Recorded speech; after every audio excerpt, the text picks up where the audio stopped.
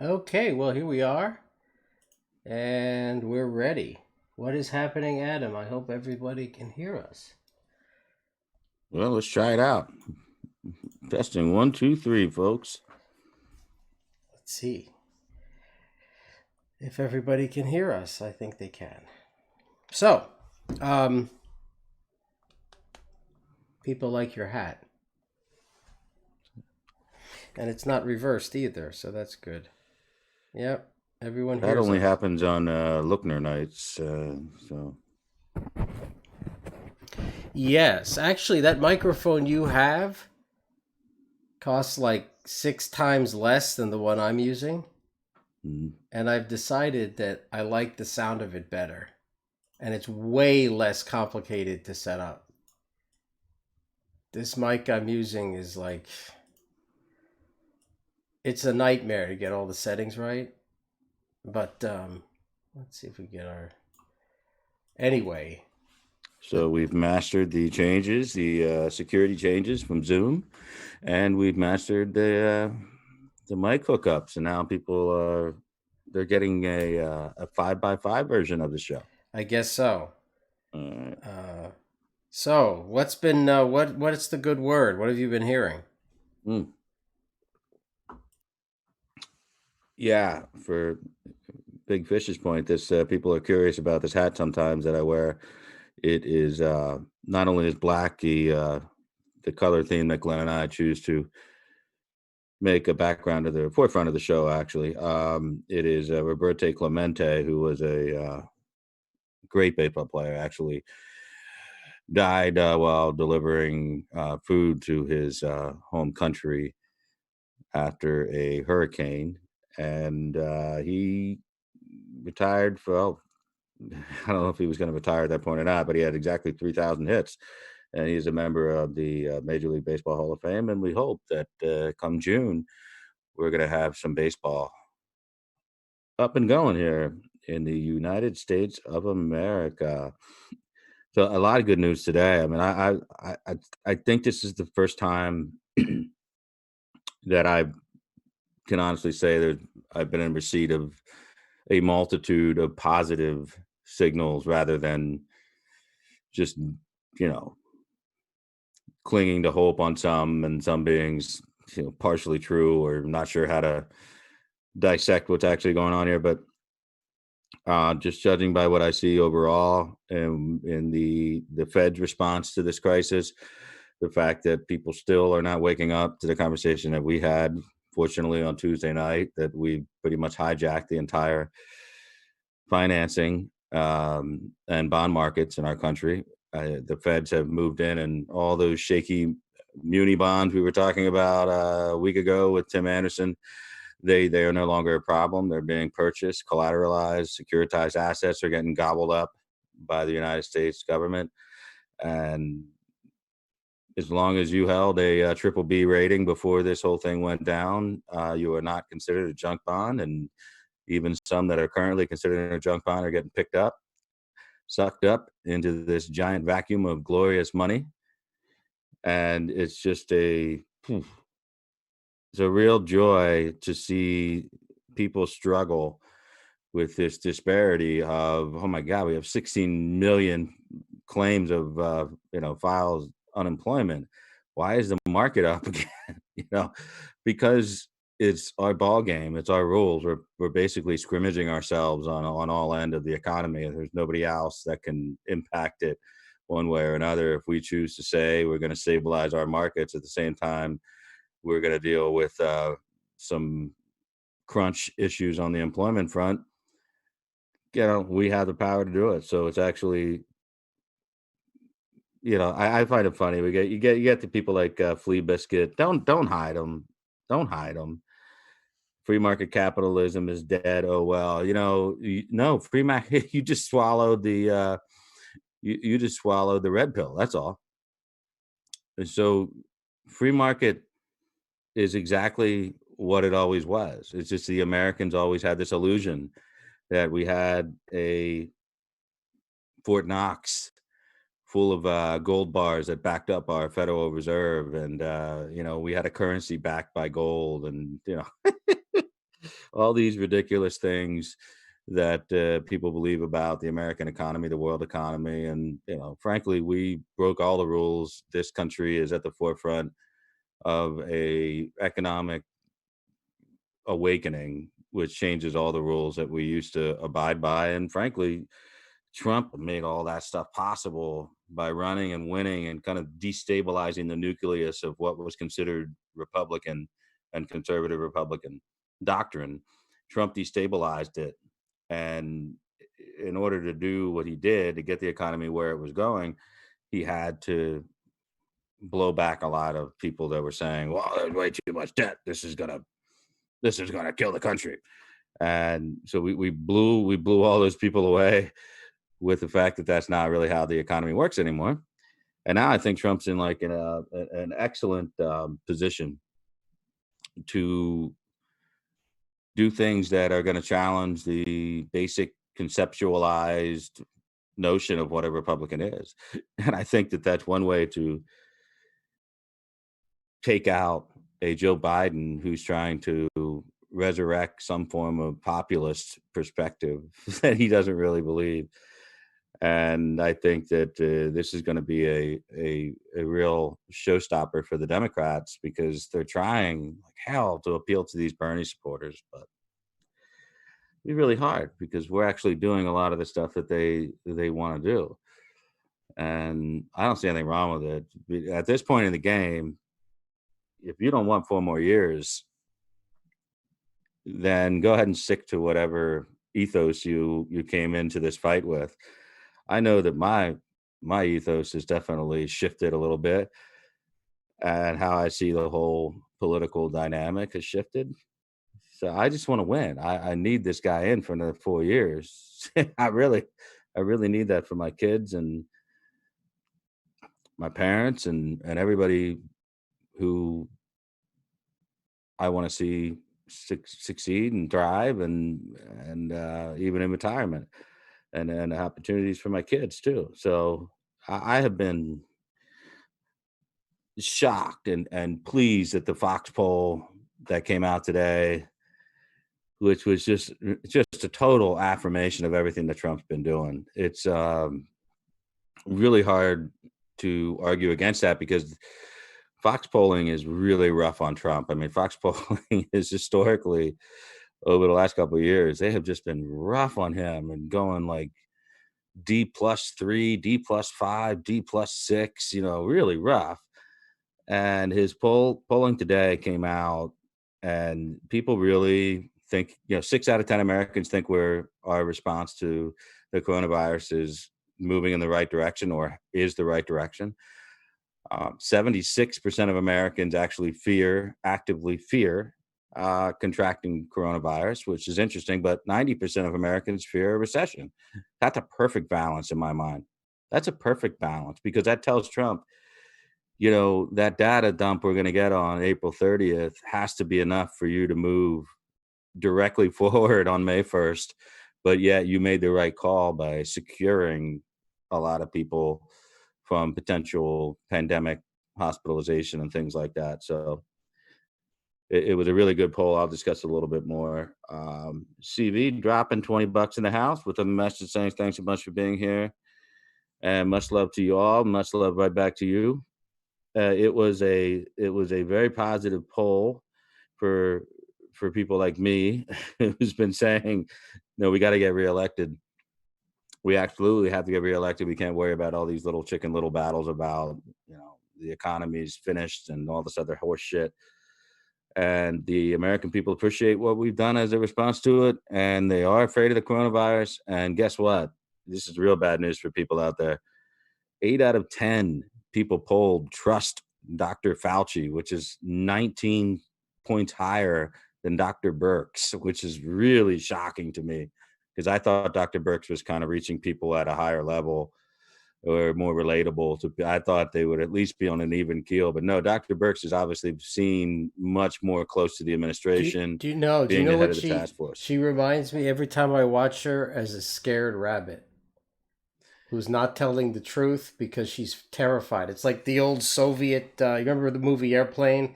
they had the various international news agencies reporting on the plane's problems. And they had the Soviet one, and you could actually see the gun pointing to his head while his hands are shaking and he's Yeah. reading. I mean, I Fauci, like you it. know, I hate this guy, and I've hated this Yeah, guy many, many I'm not a decades. big fan of his social politics at all. But I'm let me not. tell you, he is as close to a politician you're going to find in the scientific world. And Yeah, he knows his business, working that camera. yeah. He knows, and so it doesn't. So Burks, I was watching her today, and I was like, wow. I was actually thinking, was the gun? Did someone have a gun to her back, saying, "Now you Yeah. read line C like we rehearsed, word for word. Don't change a thing." She Yeah, she's doesn't. definitely Yeah, got the tougher job because Fauci just comes up and kind of ad libs his way through something and then lets her deal with the charts and all that other stuff. yeah, Um, so anyway, we've got numbers that are conceivable and not surprising in New York. That's actually good news. LA has not flared up yet.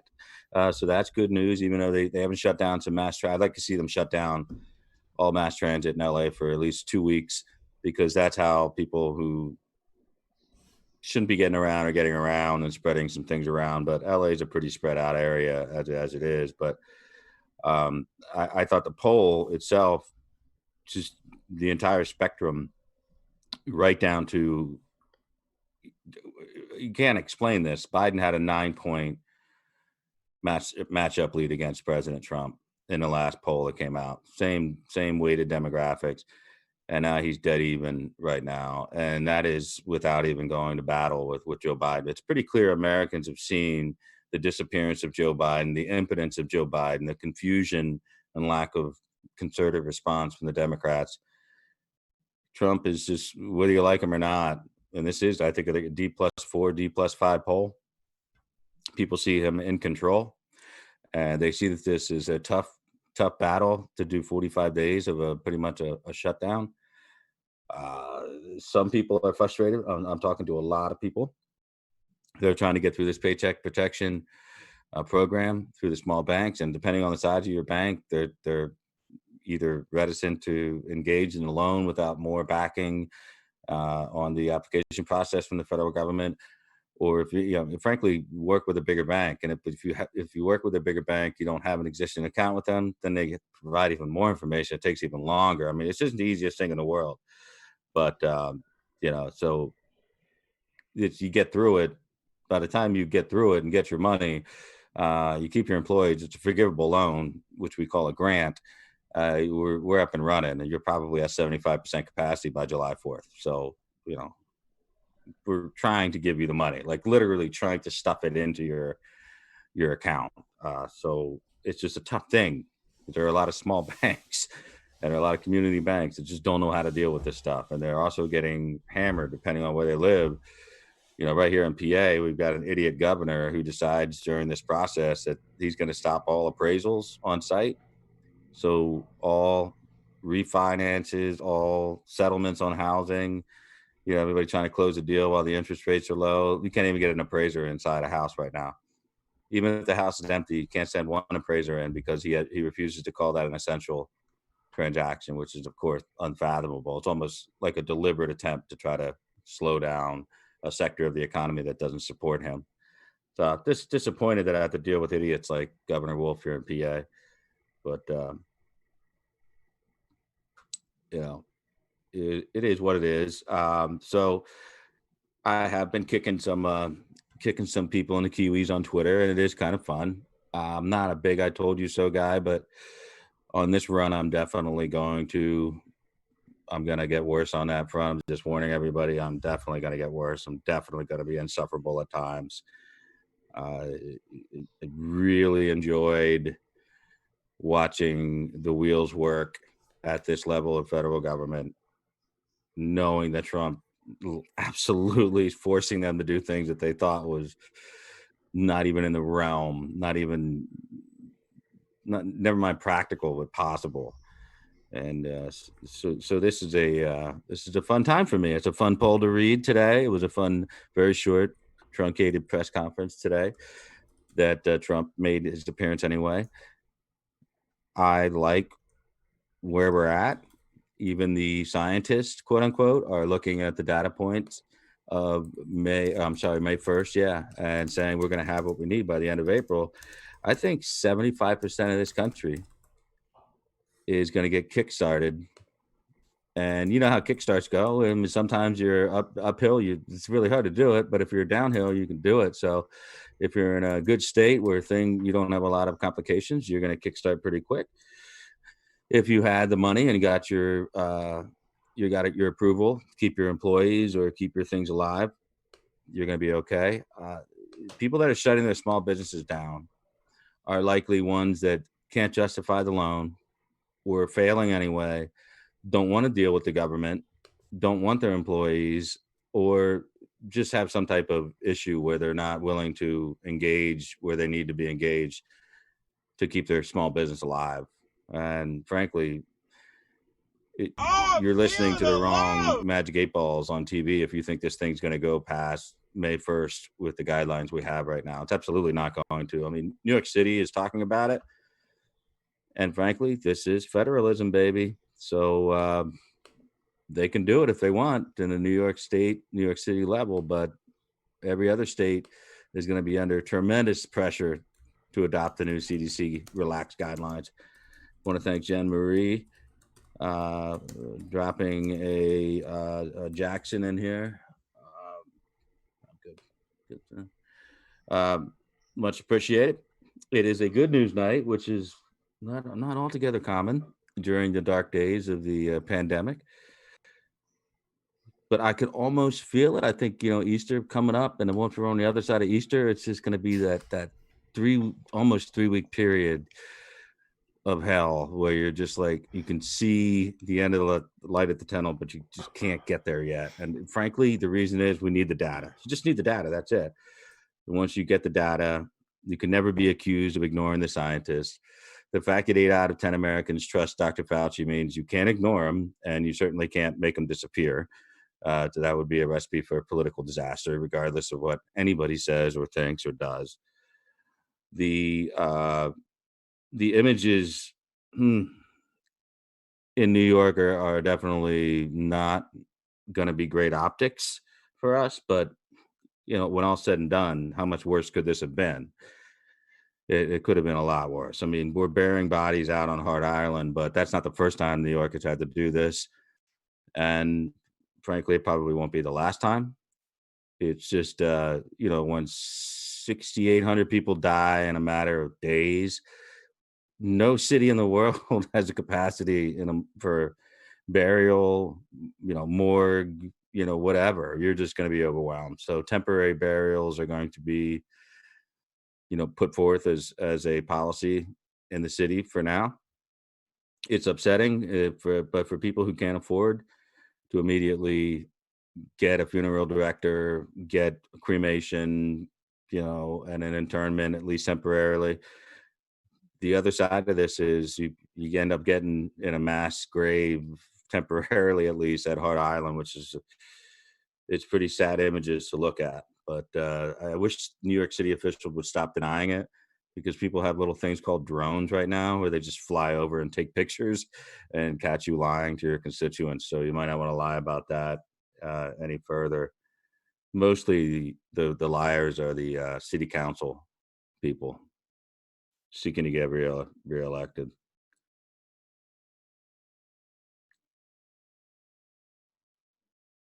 A Doug Stewart appearance. Upvote or TJ will Photoshop you making out with Sessions. That is a threat.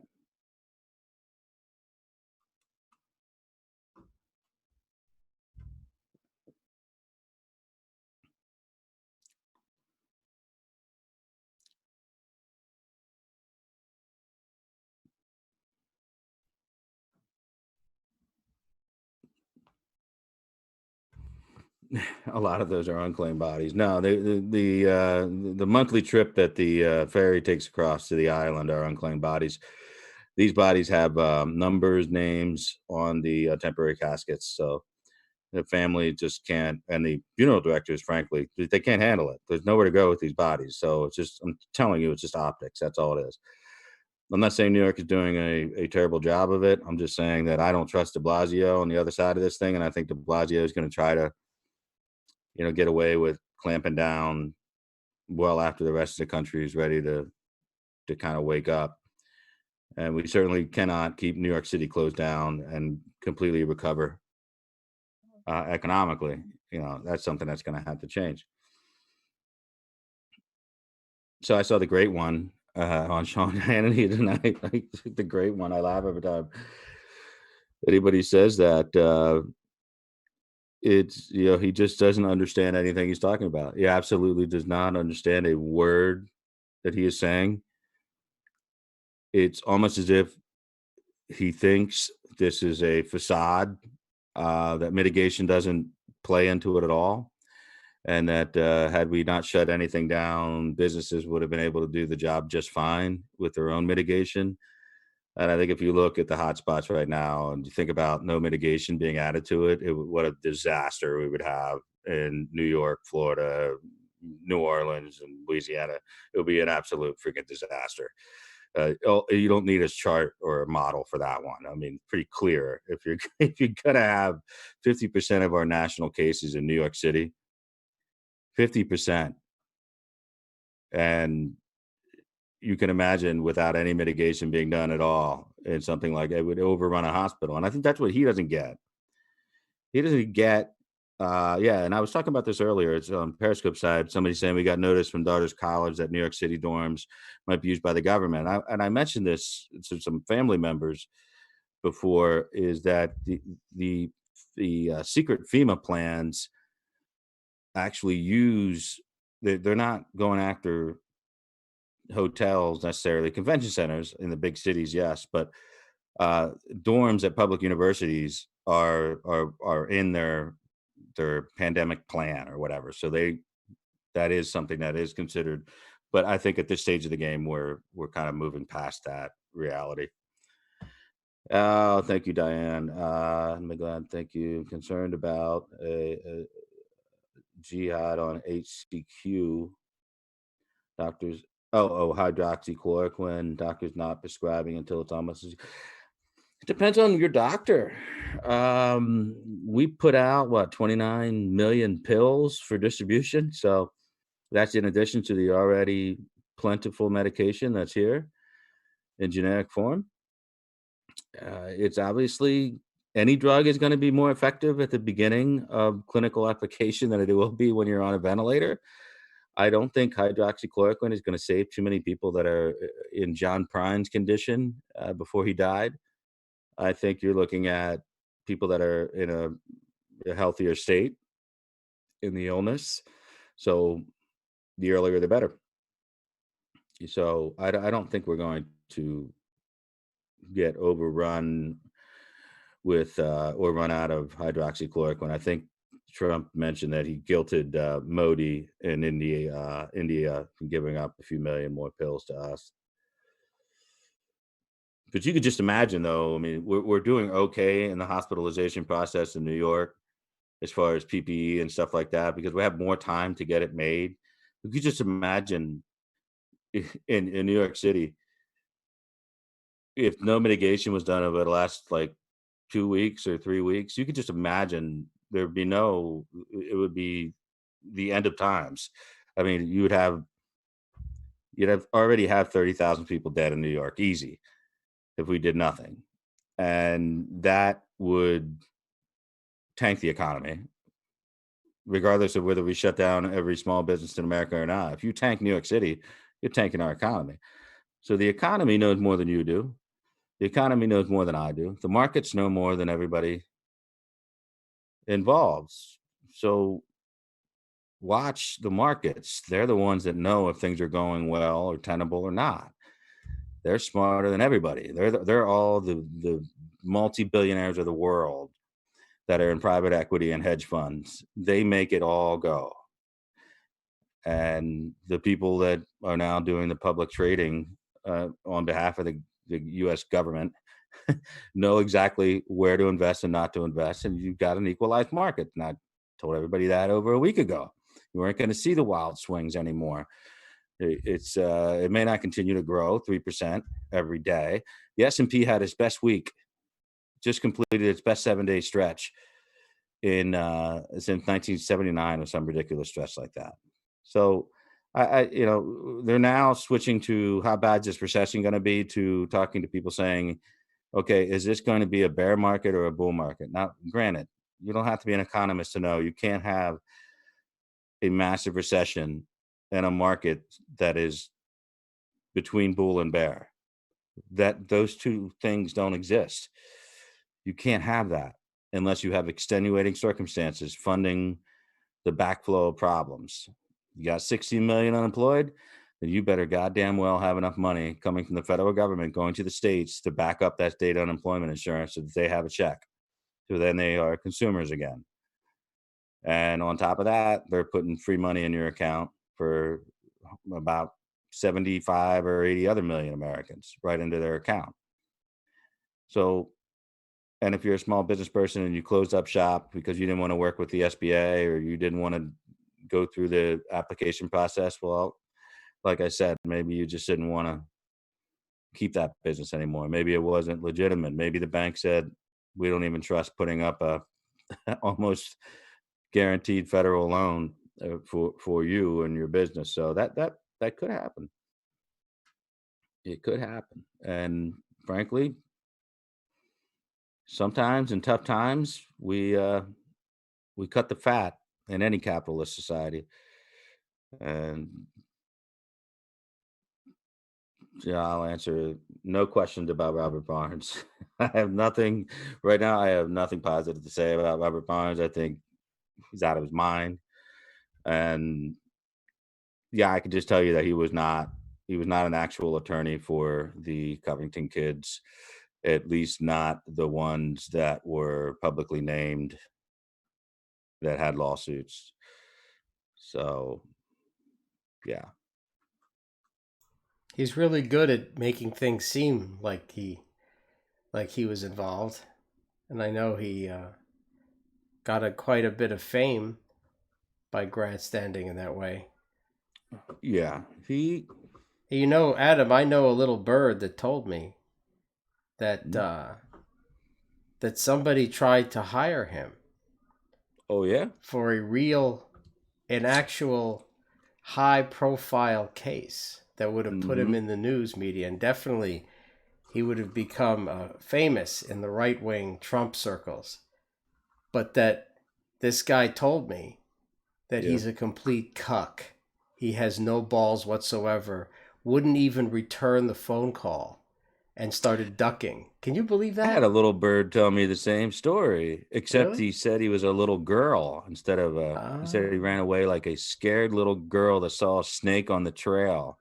that sounds very familiar. It sounds like Yeah. we must be talking to people in the same circle of Mm-hmm. trust. Isn't that what that De Niro movie, The Circle of Trust? You're now Circle of inside the Trust. Yeah. circle? Yeah. That's the Ben Stiller De Niro movie. You know what I always say is just because a guy has a jockstrap on doesn't mean he has any balls. That's right. Or as we've been saying And down at the range, just because you have a gun doesn't mean you're going to win.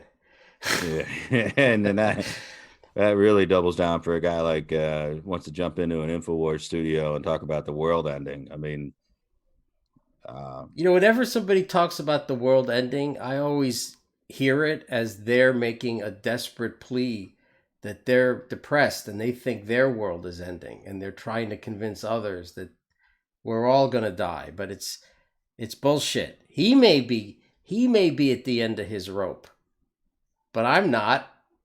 I don't feel that way at all. So,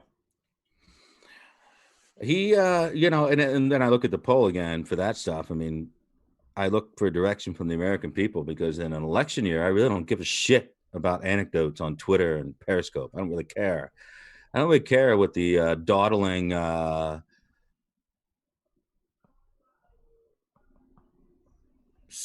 satirist, whatever he calls himself, cartoonist is saying right now, which is probably Dilbert? You ridiculous. mean Dilbert? Yeah, Dilbert. Thank you, JR. Yep. we appreciate this little cyber gathering, since we can't collect for another couple of days, another couple of weeks rather. But I, honest to God, I think if you don't look at the polls, if you don't look at public sentiment far and wide, you get trapped in these Twitter wars and of thought, and it's not helpful, because that's not how you win elections. So Trump is just, he makes me nervous because he doesn't give a shit all that much about data or, political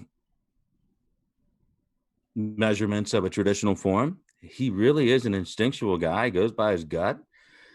That makes me nervous, because all of our guts have shit for brains, literally, if you think about it anatomically. And so he really has had a fortuitous streak going here. And I think that the hydroxychloroquine stuff is really starting to piss off the left and the media narrative, because I think it's working, at least at an early stage of application. And I think it's, once you've gotten past this period where you could absolutely shatter a hospital system, which would be this image of chaos in America. As long as we don't have that, and that was the whole point about what this whole mitigation thing is. And a lot of people misunderstand how do we explain Fauci's willingness to just say 45 days nobody talks to each other, blah blah blah blah. People get upset about that. I get it. It's America. But in reality, they're not trying to, this whole curve thing that people keep talking about. It's not about how many people live or how many people die.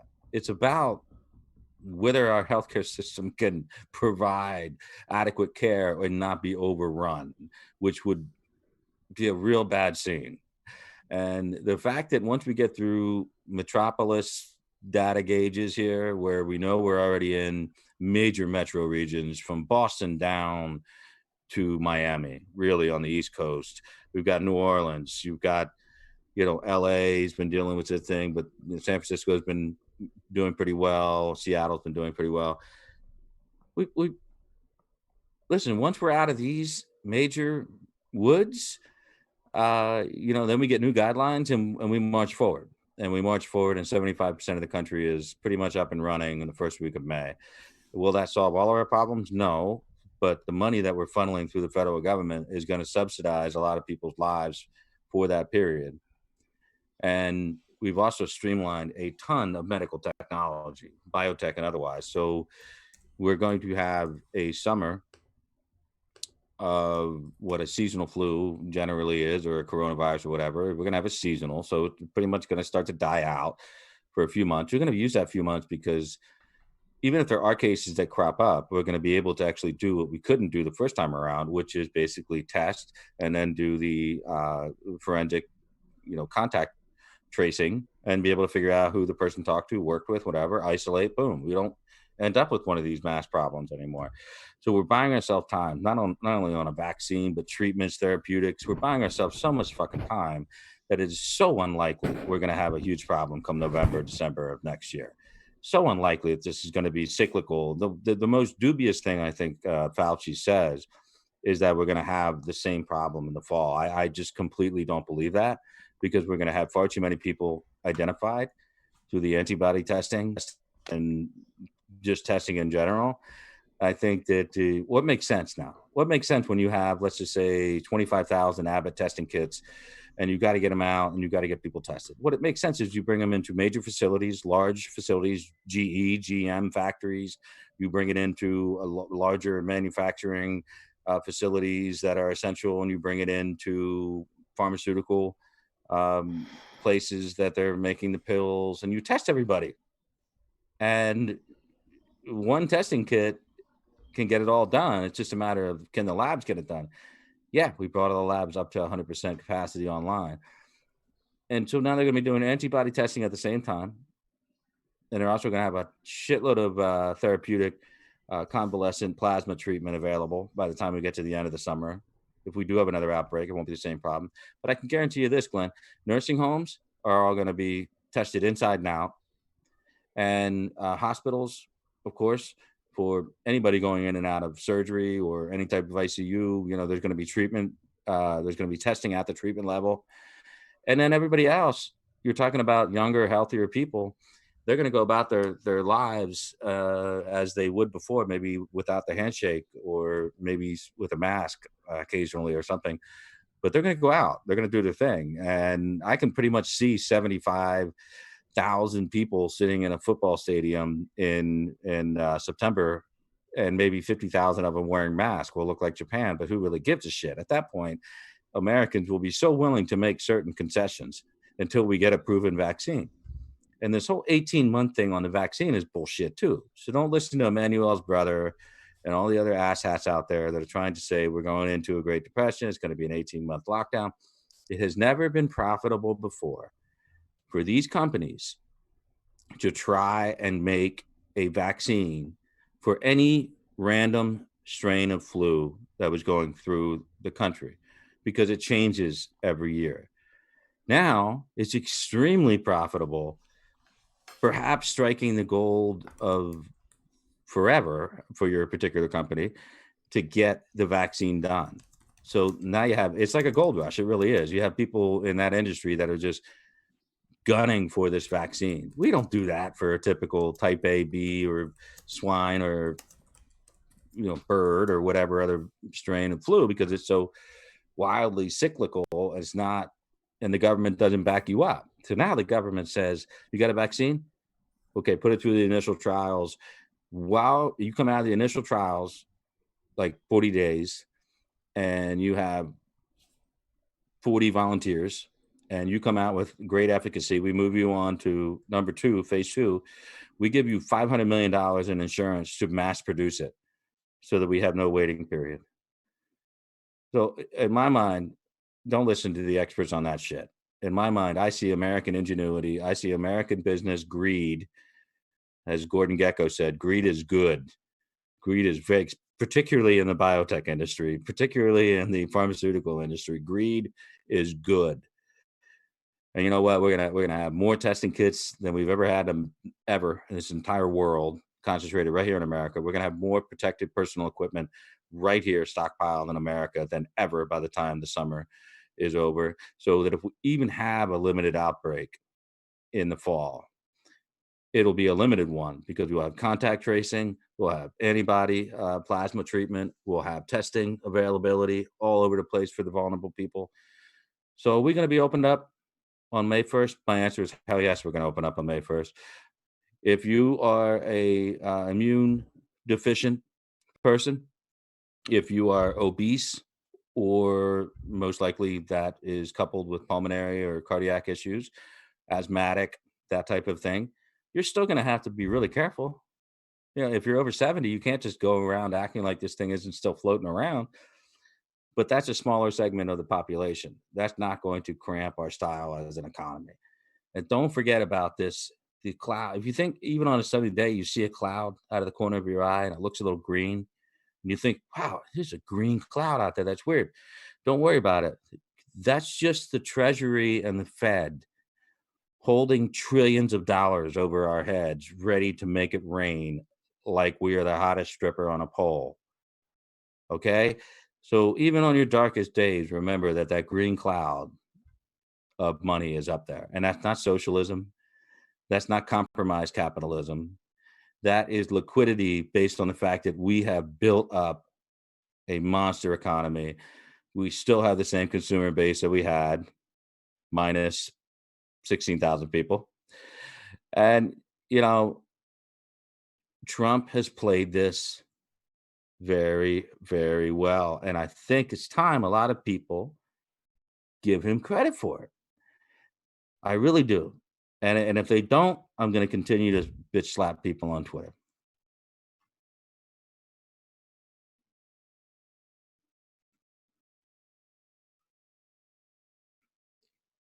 I'm getting better at this to unmute myself. We got a couple of donations, Adam, through the magacoalition.com/donate form on the web. I want to thank Michael, who says, "Thank you for all you do, Adam. I've been able to school my friends and coworkers on the economy, COVID, and how gaslighting works because of what I've learned on the stream. God bless you, and God bless President Trump. Also, Thank you, Monica. from Cheryl. Cheryl got the form to work, which is pretty amazing for me. And I think we got Shannon. I want to thank Shannon. And our friend down under, Bud, who says it's the best long term analysis you can get, as always. What do you think Donald J. Trump was referring to in a presser about why Obama hasn't endorsed Biden yet? Any idea? And before you answer that, we just got another one in right now from Nancy, who says, thank you both for all your time, commitment to teach and challenge us to think outside the box. So thank you guys. You're helping keeping us going. Adam, what do you think about this question we got from Bud? Yeah, I mean, I think it's deliberately nebulous, if you will, because that's how because everybody will talk about it. Well, why? Well, why? But it's been pretty clear that Obama's now going to get off the sideline, but it doesn't really matter because it's not Obama that's going to push him into competitiveness. It's going to be this continued leniency towards the Bernie crowd and try to indoctrinate them. If it were educational, I would say matriculate into their socialist light program they'd like to see instituted across the board. And so I look at this like, what's the bigger problem for Biden? Obama's tepid response to his candidacy, or the tepid response from the Bernie Sanders crew about supporting him in November? And I think he's got two problems, and Bernie's the bigger one out of all of them. And I think the one that they can't control is how well he handles this crisis and how quickly he can turn back the controls of the government back on with the economy's help. I'm sorry, reverse that. Turn on the economy with the government's help. Essentially, let's just put it this way. I mean, the stronger you are, Tony Baselli, somebody I know very well as a football player, not personally, but followed his career, offensive lineman, Hall of Fame, inductee or in the Hall of Fame. Big guy, really strong guy, and just about my age. And he went in and got hit. He got hit pretty hard with COVID-19, and he almost had to get ventilated, but he got out of there. Now, obviously, he had some ACE receptors in his lungs that were a little bit more, susceptible than most people to whatever. But for whatever reason, when you're strong and you're not over 60 or 70 and you don't have underlying conditions, you're gonna be part of that 90% that recover. So I'm saying the same thing about the economy here. I'm saying that the economy was Tony Baselli going into this whole thing. So the economy wasn't Jimmy Carter, not 96 and recovering from cancer every 2 years. So you get COVID-19. The economy was Tony Baselli, a big, strong offensive lineman, relatively young, still got hit pretty hard, but now he's back. He's riding bike, golfing, doing everything a couple weeks later. I'm not going to say it could be weeks. I'm going to say it might take 30 days, but we're going to come back. We're going to come back really, really strong with this V curve. There's just too much liquidity in the markets. There's just no, not going to say no, but there's too little disruption in our fundamentals across the board.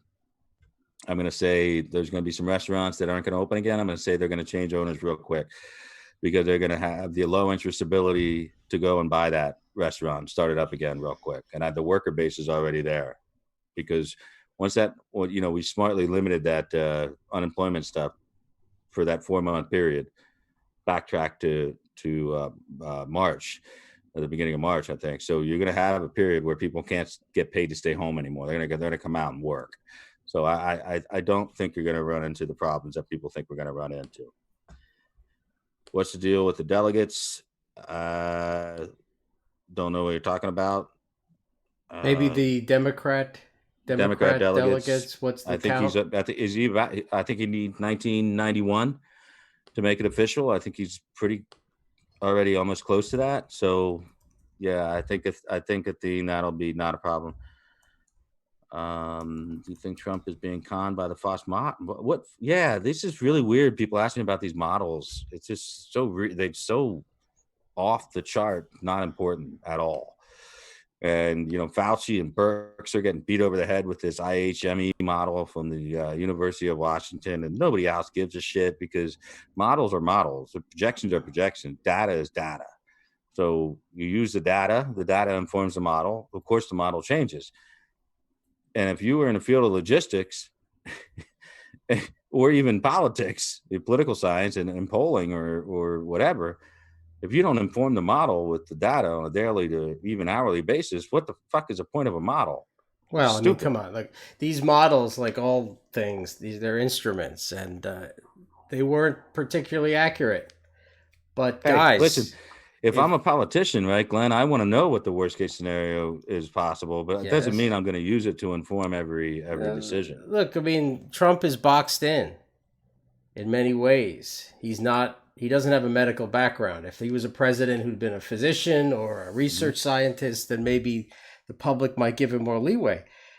Um, but it doesn't matter.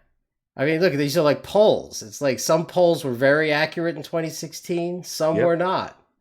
And the result was Donald Trump won anyway. And here's the thing, guys, if you start picking apart these models, which there were some big flaws in some of the things going on the last couple of months, no doubt. But by picking at these threads on a sweater, the whole sweater for Trump may unravel.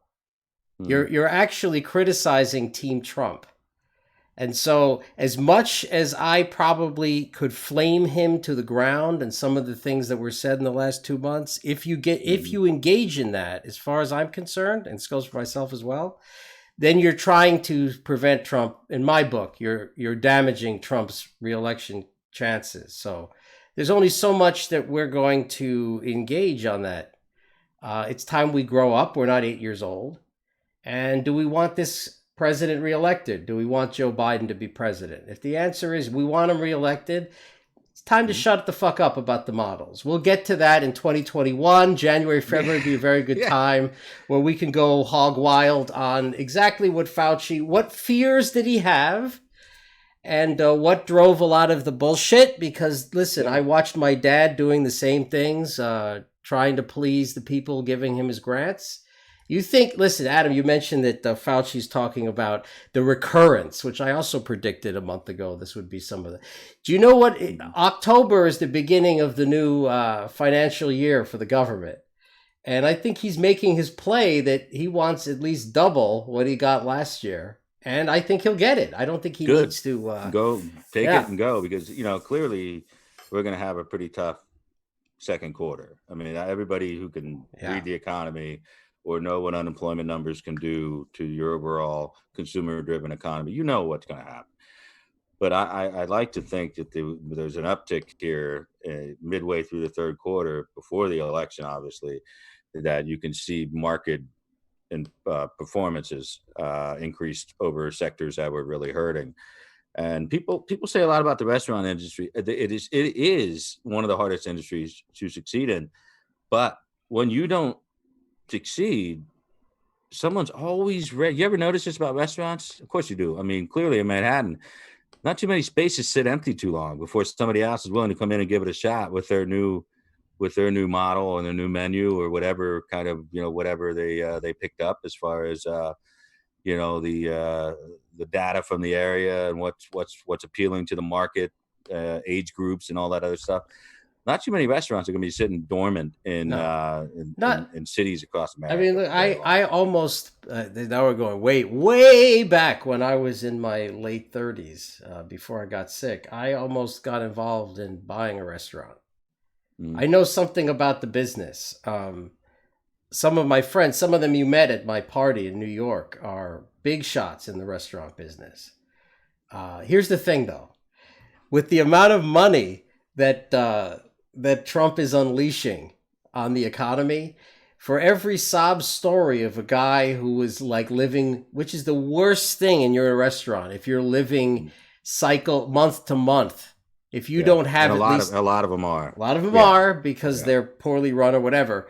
Um, But for every one guy like that, there's someone else who knows that business backwards and forwards, Mm. whose other businesses just got bailed out to the tune of God knows And how he's sitting much. on a big pot of cash And right he's now. looking at a fire sale buy for like a Yep. prestigious restaurant. Hell, and guess. Oh, and by the way, what is the unnamed asset in every restaurant? Because none of your wait staff are under contract usually, unless you're like Gordon Ramsay or whatever, which Yeah. is like nobody.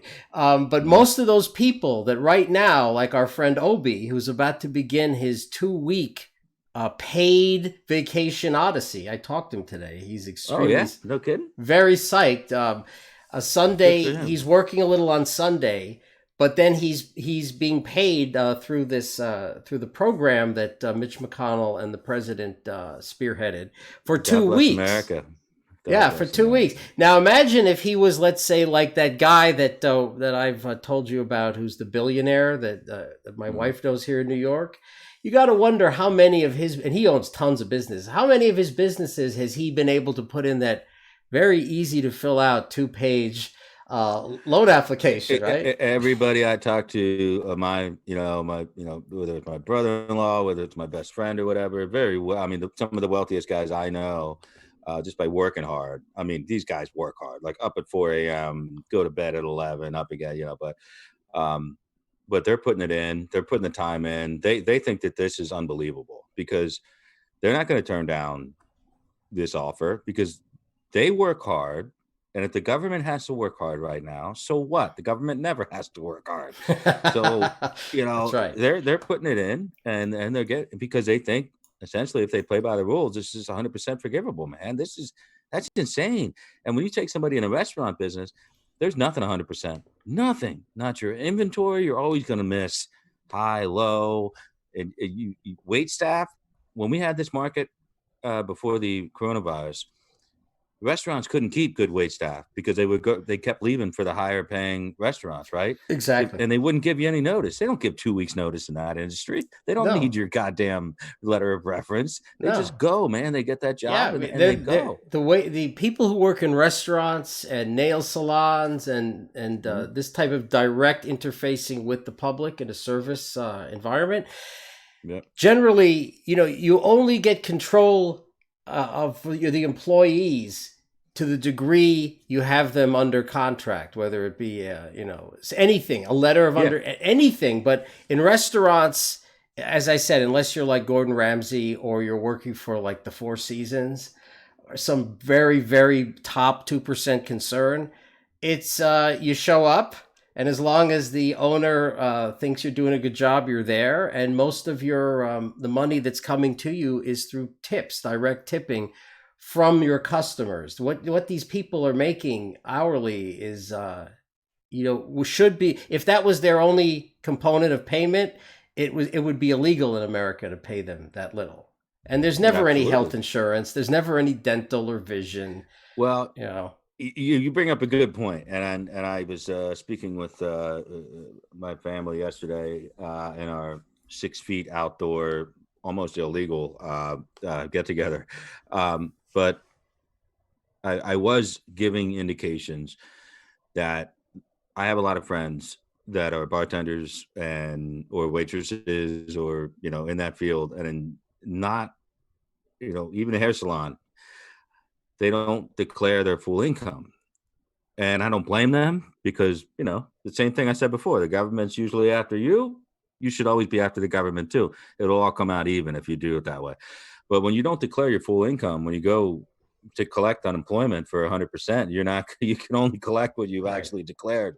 So yeah, there'll be some pain there if you really try to cheat But the government. we need to point out that that problem was created by people who cheated on their taxes, Yeah. right? Yeah, but when So somebody pays you 3.25 an hour, you're not going to declare all your tips. And so I can't really blame but you see, people. that's what I'm saying is that at the very top, when you're working at one of these top 1% restaurateur type Yeah. situations, you are reporting everything or Well, close to it. absolutely, because most of those are done on cards. And when you put a tip on a car, that your employer is putting that on file, so you can't lie about it. This is more for people that are on the cash tip side of, they're working at Haas's which Steakhouse or yeah, something. which by the way, anyway, all I'm going to say is that there are two things. One, the sheer number. Thank you, Tallboy76. Already discussed it. I haven't checked for a while. What are your thoughts on Gates and all of this? Or fuck Bill Gates. He's nothing. Don't be even. It's like a mirage in the desert. Oh look, Adam, it's the desert. Oh look, there's a vending machine with Coca-Cola in it. Bill Gates, since Bill Clinton crushed his soul by forcing him off the board of his own restaurant, of his own, I'm thinking about restaurants, his own corporation, he's nothing. He's a nothing guy with a shitload of money, trying to be relevant, trying to be Nostradamus, and he fails consistently. Yeah. And very soon I'll be reading quotes from the first edition of his book, On the Road, where he had the ballsy prediction that the internet and the HTTP protocol were going nowhere and only fools were wasting time doing anything with it. Fuck you, Bill Gates. So look, Adam, we've got there are so many donations now. It's getting crazy. So let's just let me get to Tallboy here on the super chat side here. Thanks for all you do. This is our friend from the great state of Florida. We both met him, by the way. You may have already discussed it. Haven't checked in a while, but what are your thoughts on Gates and all this? And I will get to I see a couple of Gates comments. I will answer all and I know Glenn's got some opinions on it too, because he's been, as he said on Tuesday night, he's been watching Gates maneuver behind the scenes now for well over 20 years. So we are going to get to Bill Gates. I'll get on that for you, Tallboy. I'm going to let Glenn thank the rest 30, of the... over 30 years. Probably 35 years. Well, I meant on this front of being... getting kicked off. Yeah, his post-Microsoft life. Yeah, the philanthropist side of the Bill Gates nightmare. Yeah, 23 years.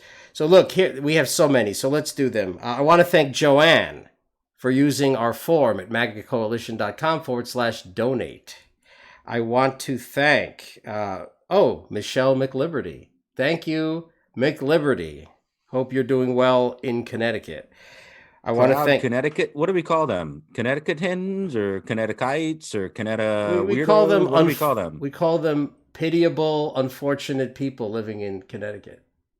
Yeah, so close. I could really contract Connecticut, but it's not a polite word. No, Connecticut is a weird state, and a lot of my cousins live in Connecticut. I never figured out what was You know what it is? I think anyway. Who cares?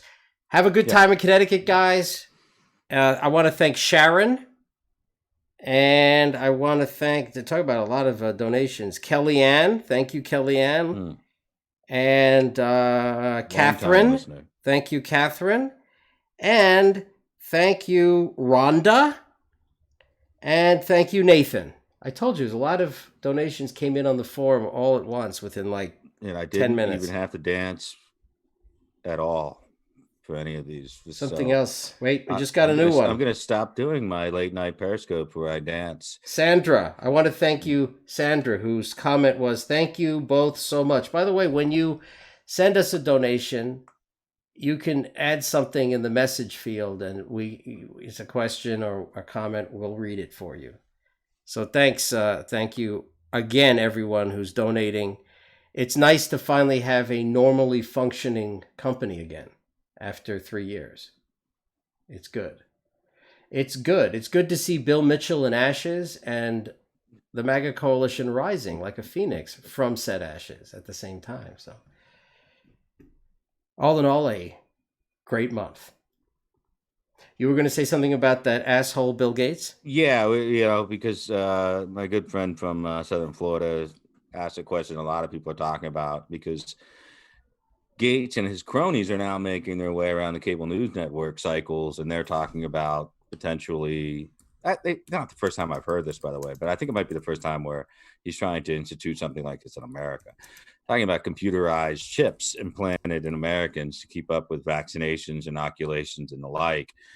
And of course, this is like the be all and end all of Big Brother oversight issues, and we're never going to allow that. The fact that he continues to try to, debate this issue or turn it into a national debate. He's basically taking advantage of this pandemic for his own personal escapade, which largely exists outside of America. When that Zika virus was breaking out in Florida, he wasn't like running around spending $1 billion in Florida. He was spending billions of dollars in Africa and India to save off malaria and other diseases. So I don't trust him. I don't think he's. I think he's lost what it means to be an American.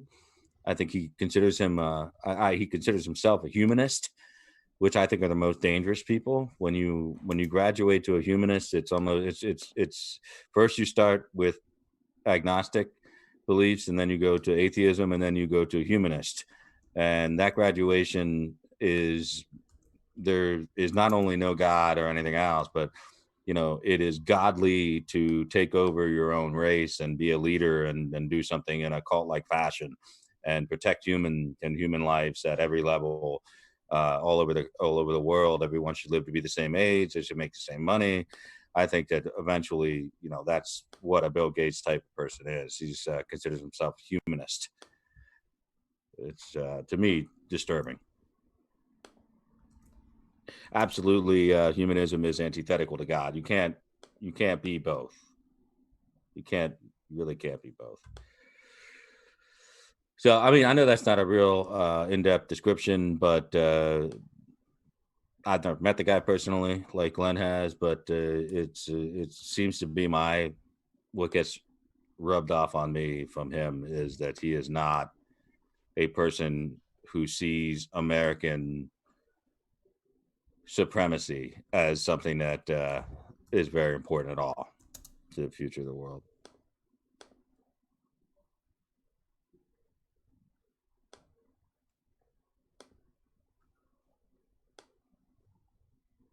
William Johns, good point. I think Bill Gates is freaking so many people out that when we do have a vaccine for the coronavirus, COVID-19 treatment, people are going to be too freaked out to take it because conspiracies will be all over Twitter about what is actually, going into your body or how you're being tracked and all this other issue. All they have to do is incorporate it with that Panoply flu combination shot.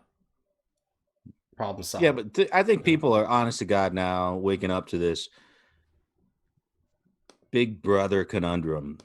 It's on top of the disasters of the FISA courts, the stuff that got leaked from Snowden, the WikiLeaks about how they're interfering with our, regular life anyway. And then you start adding on to this. Should we make people who haven't had COVID-19 wear a wristband, or should we make people who've had it wear a wristband so we know? I mean, how private is the testing information? Is your insurance company going to find out? Because if your insurance company finds out, Glenn, that you had COVID-19, they're going to assume some residual problems after that. And that's just not something you want to have tracked outside of your own private medical doctor's office. Once the government gets a hold of it, I think people inevitably feel like it's going to be hacked into. And no one wants to separate themselves into the haves and have not when it comes to, I had it and I didn't have it type of thing. No one wants a government making any judgments based on that. That's a legitimate point. We just got another donation from Joanne. I want to thank you, Joanne. There's no comment, but it is a sizable donation, and we appreciate it. Definitely during these times where it's tough for everybody. We recognize that. I think that's also the reason for a lot of anger on Twitter, and I need to keep that in mind, that people under duress, staying at home, losing money, I can't automatically just assume they're a troll all the time. So I will keep that in the back of my mind.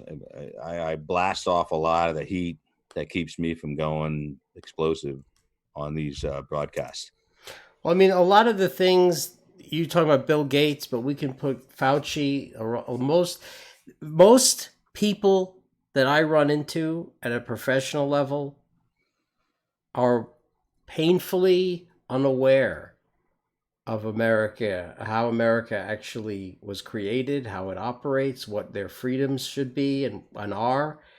And since they don't have the background in understanding our form of government and the philosophy that created it, you tend to, you talk about humanism, the poisonousness of humanism.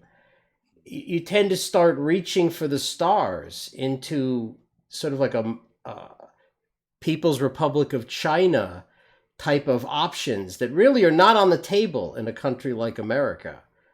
Um, when the Obama administration wanted to put the scarlet letter on with the credit card companies and banks of anyone who does business in the firearms industry, mark them and make it impossible for them to get lines of credit, loans, or even get credit cards processed using third-party processors. That, to me, was deeply un-American. And it's the kind of stuff that funny little German dictator with the mustache, it's exactly the kind of stuff that him or Mao or any of the notable Soviet leaders, this is the territory that they exist in.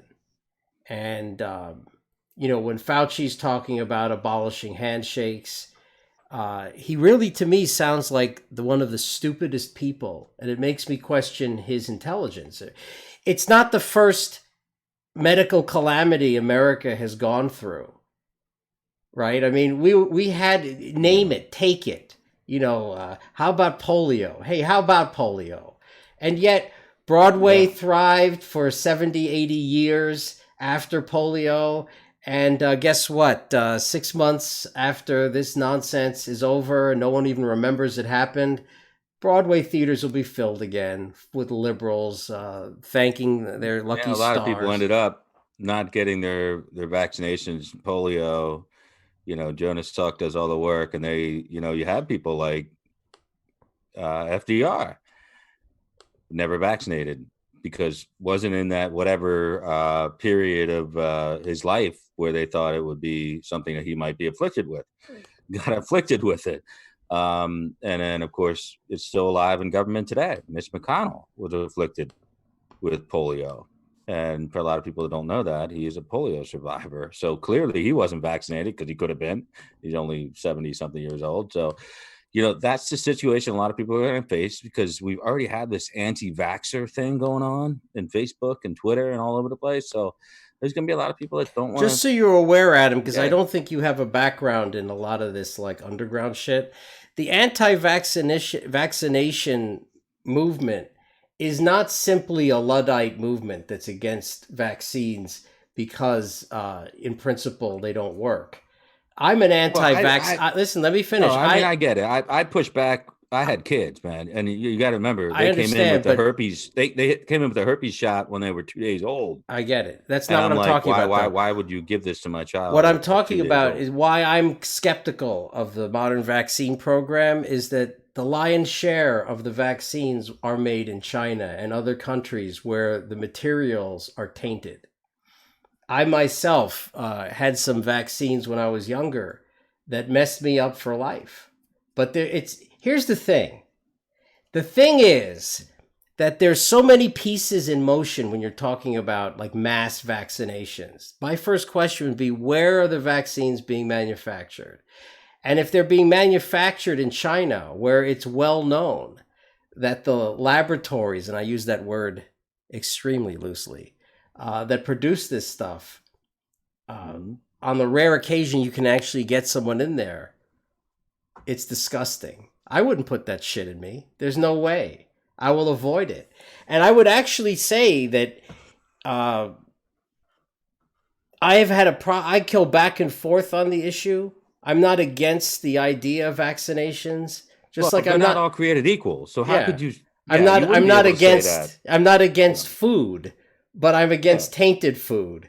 And I'm really against the government turning a blind eye on people being served tainted food. And then if you say the food is tainted, they call you an anti-vaxxer, ludicrous person. And Yeah, well, this has I been could going on say for 30, 40 it's a years, pretty good right? metaphor because I'm not against food either, but don't try to feed me tomato soup because I don't fucking want it. I don't like it. But for the most part, I will sustain whatever I have to do to live.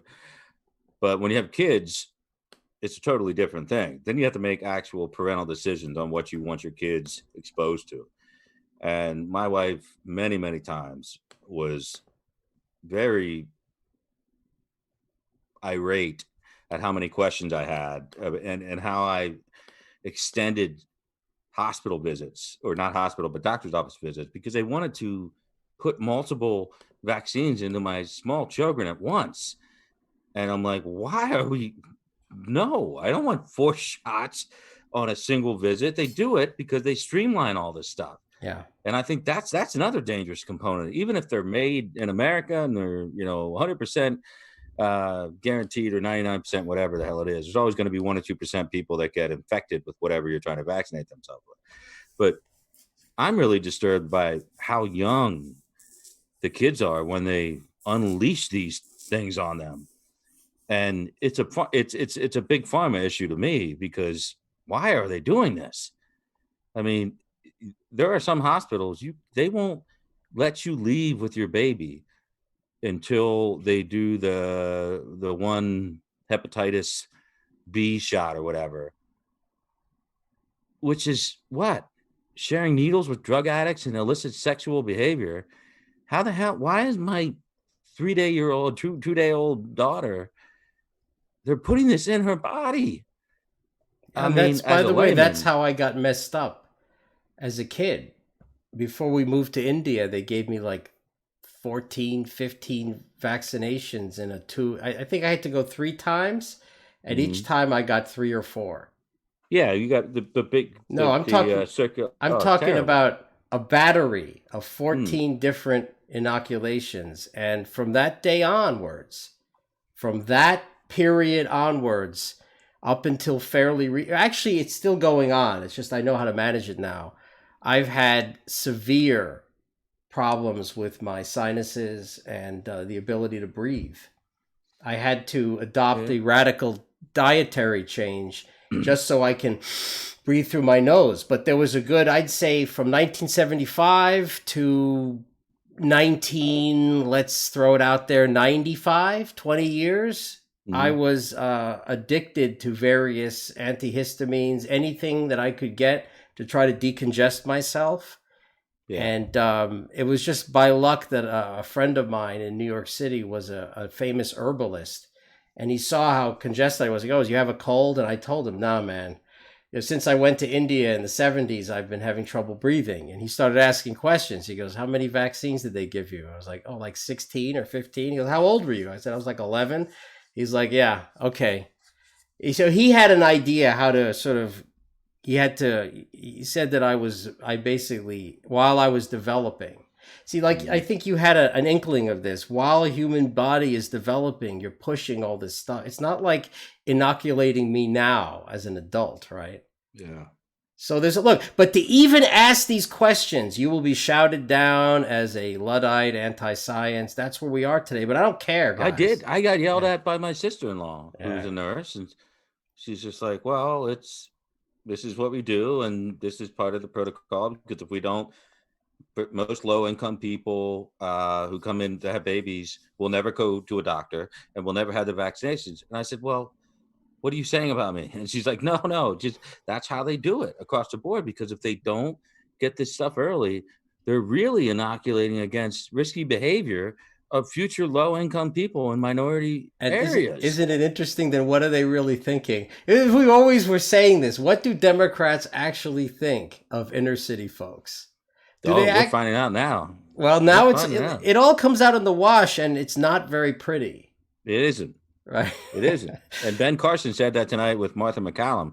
He said, she asked him about it because, wow, you got a token black guy on, right? And he said, "Listen, Martha, this has always been a problem." Yeah.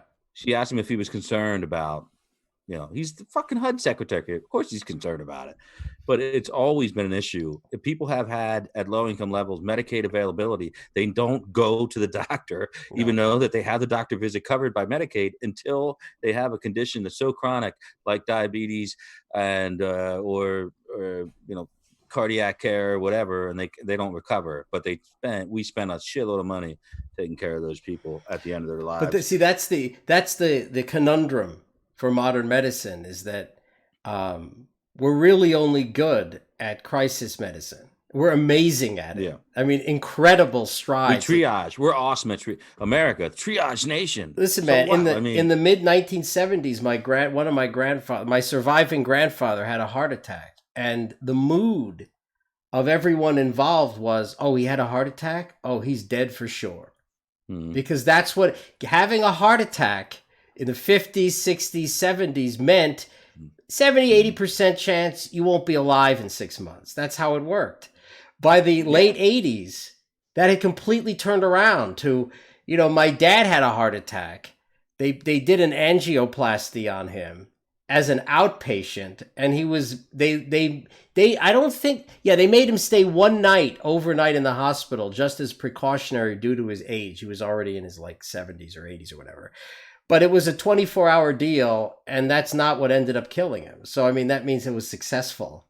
But my grandfather in 1974, 75, he actually was a legend in his crew in Chicago, because he ended up having 3 heart attacks. He survived 2 heart attacks, which made him like, you're talking about the one percenters. He was a one percenter. Like, people couldn't believe. Wait a second, you had 2 heart attacks. You're still alive? Because no one because lived. he didn't have the descending left.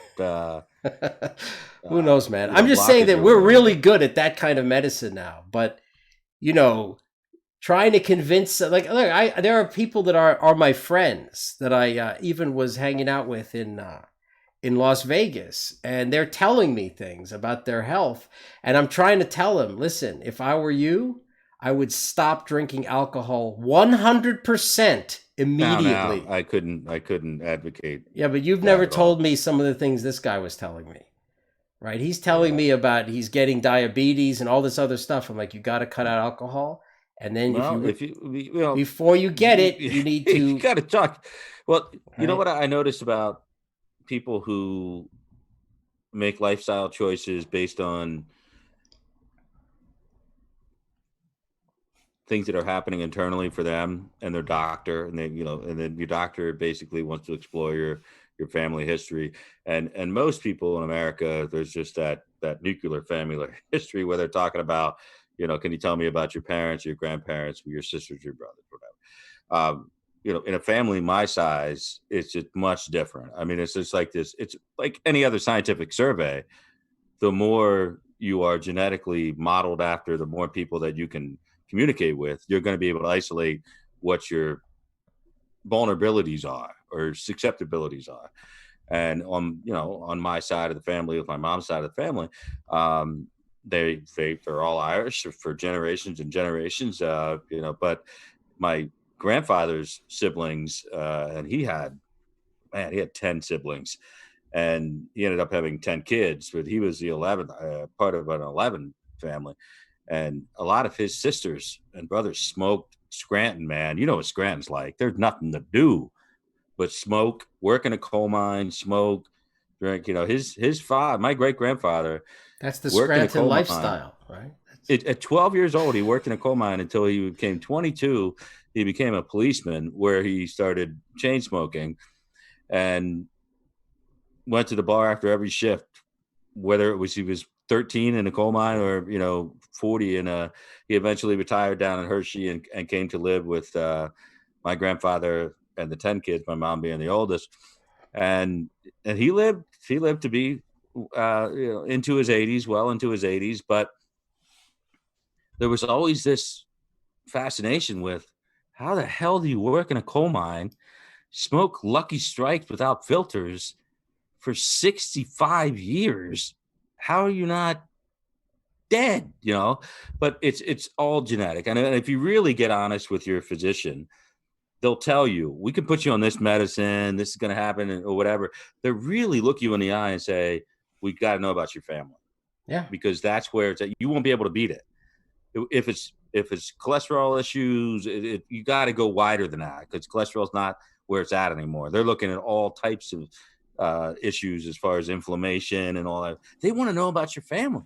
Yeah. And because my dad's dad had a similar issue, what you were talking about with your uncle there, and he had two heart attacks, and they think that and they put him on blood. What did they do back then?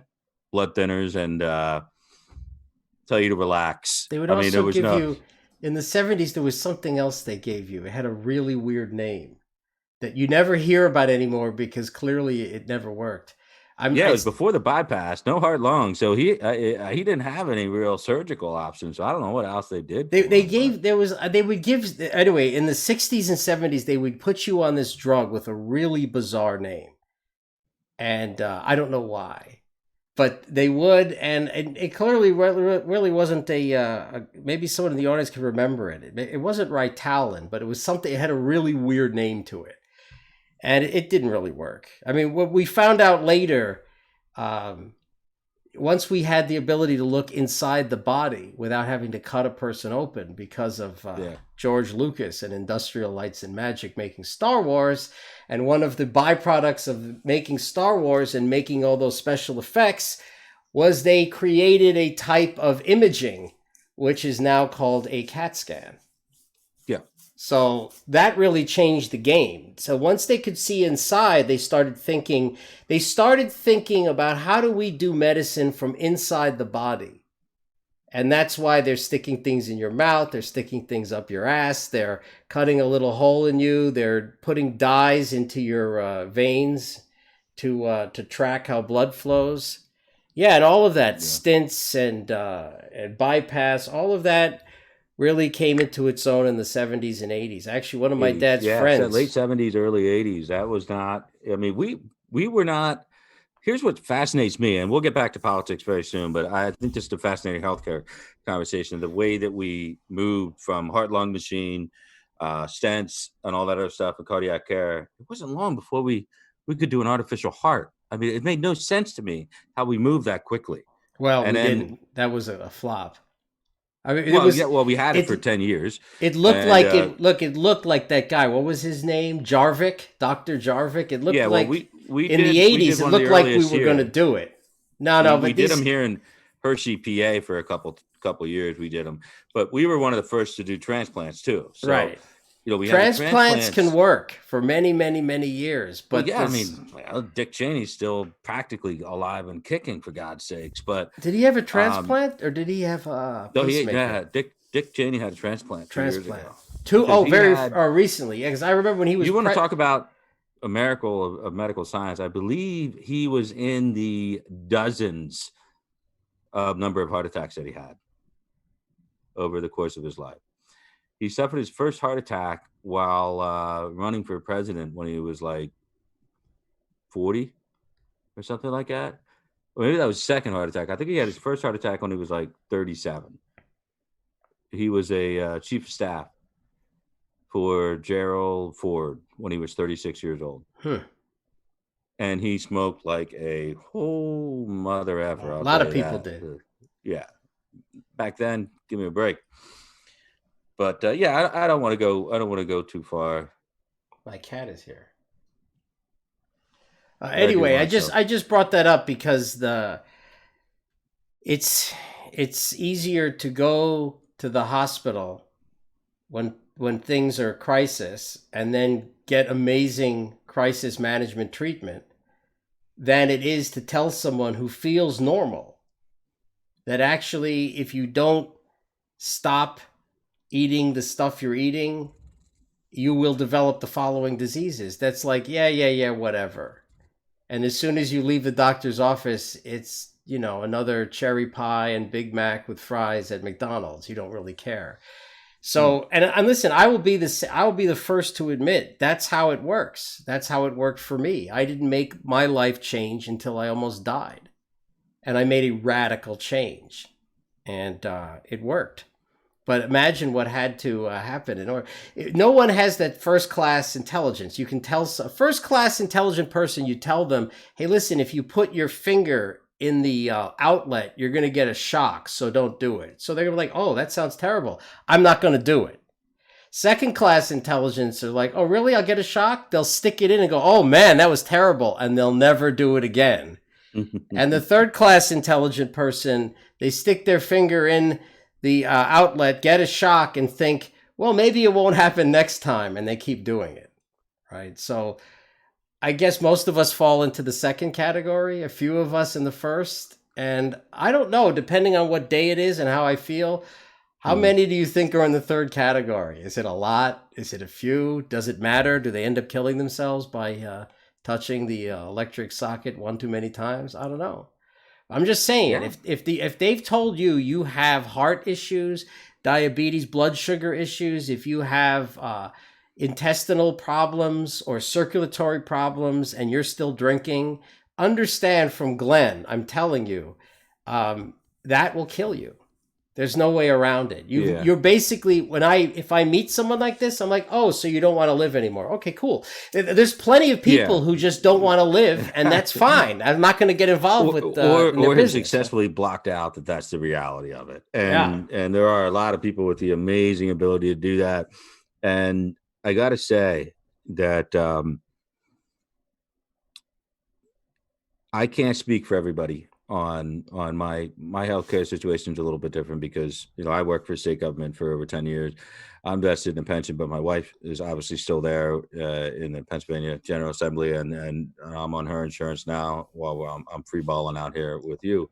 But so I have access to very good healthcare, which so say what you want about Medicaid, and for people on disability or low income eligibility, they just don't seem to take the same initiative on it, and that's natural because they don't take the same, but it dovetails nicely with McDonald's and every other fast food restaurant doing a dollar menu, right? So that you can still squeeze 2,000 calories into your body 3 times a day for $5. Americans don't make any sense. We just don't. yeah. We're Well, not they're looking for a doing this the pill. right way. They're looking. Oh, I've got a bad score on my circulation. Yeah. What do you? What? Give me a pill.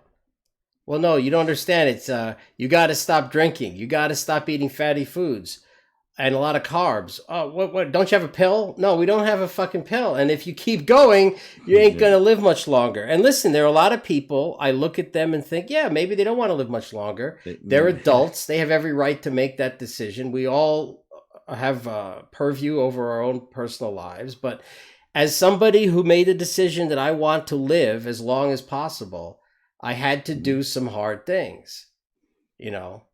And so I don't gripe about it. It's just the way it is. I go to restaurants with all you guys. I see what you're eating. I don't eat that shit. And I don't complain while you're eating. I'm not like these people. We should ban it. We should ban all Entenmann's cakes because they kill you. No, for a normal person, you can eat whatever the fuck you want within reason, and everything's great. Turned out for me, I wasn't one of those people. So why would I want to punish? Some girl saw me when I was really messed up over 10 years ago. I would go to the same pharmacist to get my prescriptions, and she struck up a conversation, and she said, "Oh, she was overweight," and she said, "Oh man, maybe I shouldn't eat this candy bar." And I looked at her. I said, "You want my honest opinion?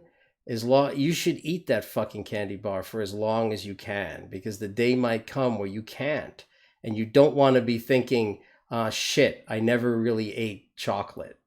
See, I don't have regrets like that. I ate it all. I drank it all. And at one time or other, I probably had sex with it too.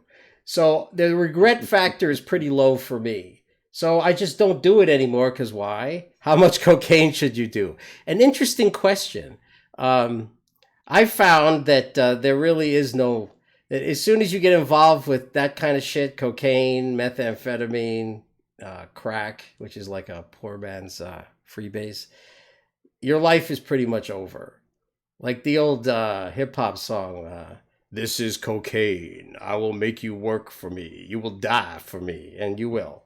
So Uh, just Like I said, sniff. never seen it, and I'm glad I never had the chance. But You should ask Joey yeah, Rapes. Joey Rapes yeah. could have given you any information you needed on the I'm sure subject. probably. I don't know. He seemed like a pill guy, but Anytime um, you see pills, the fucking nose candy is usually, it's not that far away. It's not that far away, yeah. You see, especially if you're involved in gambling, illegal guys who go to illegal gambling operations and are messing around with pills and booze. My experience is the blow and probably at some point the meth ain't that far away. could could be. I don't know. I mean, it just. I guess you're always going to be a product of your upbringing, and I think that goes to not only dietary issues, but your medical treatment. I go to the doctor every 6 months, and to me, it's just like I never thought it would be any different because that's how I was my whole life, and my brother does it, and my sisters do it, and my parents have go even more than that now that they're older, and we don't. I don't. I mean, I think the last time I ate at a restaurant was with you when we were up closing the deal of whatever we did up north a couple of months ago. I don't like restaurant food, and I'm not. We don't go out. My wife and I don't, mostly because the kids are 6 and 7, and they basically will start throwing crayons at each other, and it's just not fun.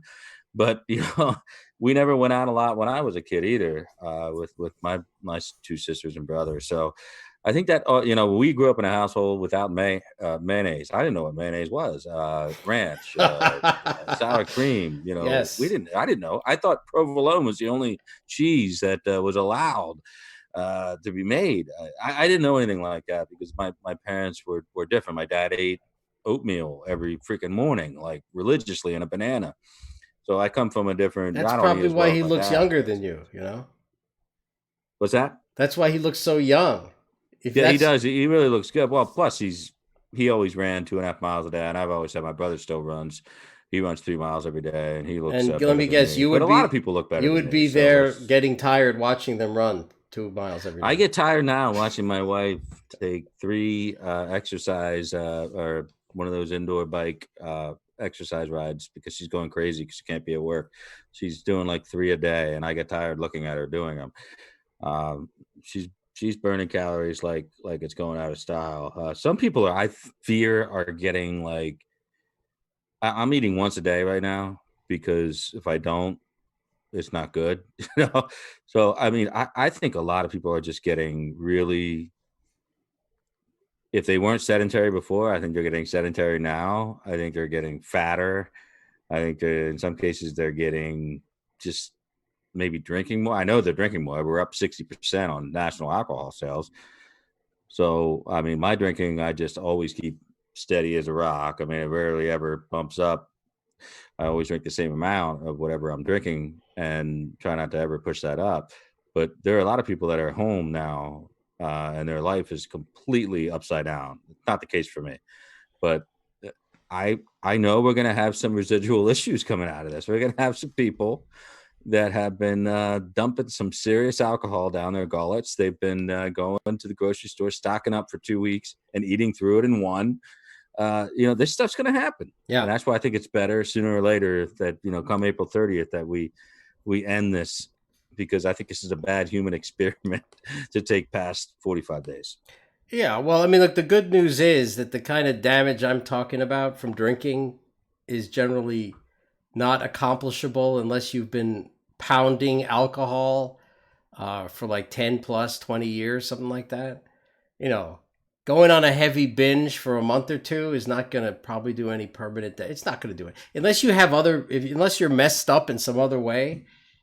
We just call that, college or whatever, or quarantine, or the 2020 quarantine of the coronavirus quarantine. Horsey rediscovered vodka and Red Bull. That's at Yeah, your age, dude. yeah. At your age, Roman, I don't think that's a good idea because you're just. I bet every pillow in his apartment has a hole drilled in it. If you know what I'm saying.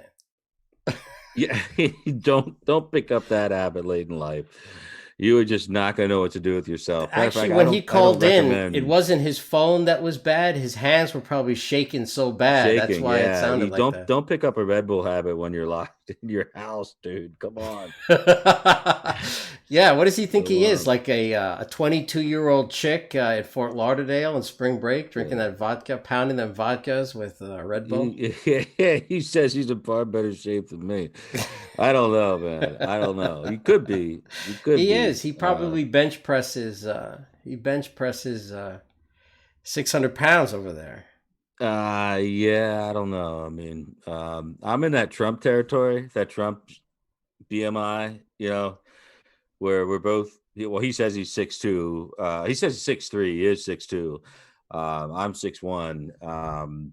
And yeah, I'm 232. He's 240 something. But we're both right around the same BMI, which is like the doctors tell you you're going to die tomorrow. They're all about that. Oh my God, look at you, or you're Yeah. 20, Meanwhile, 22 all these BMI. morbidly obese people are all in their 60s and 70s. Go figure.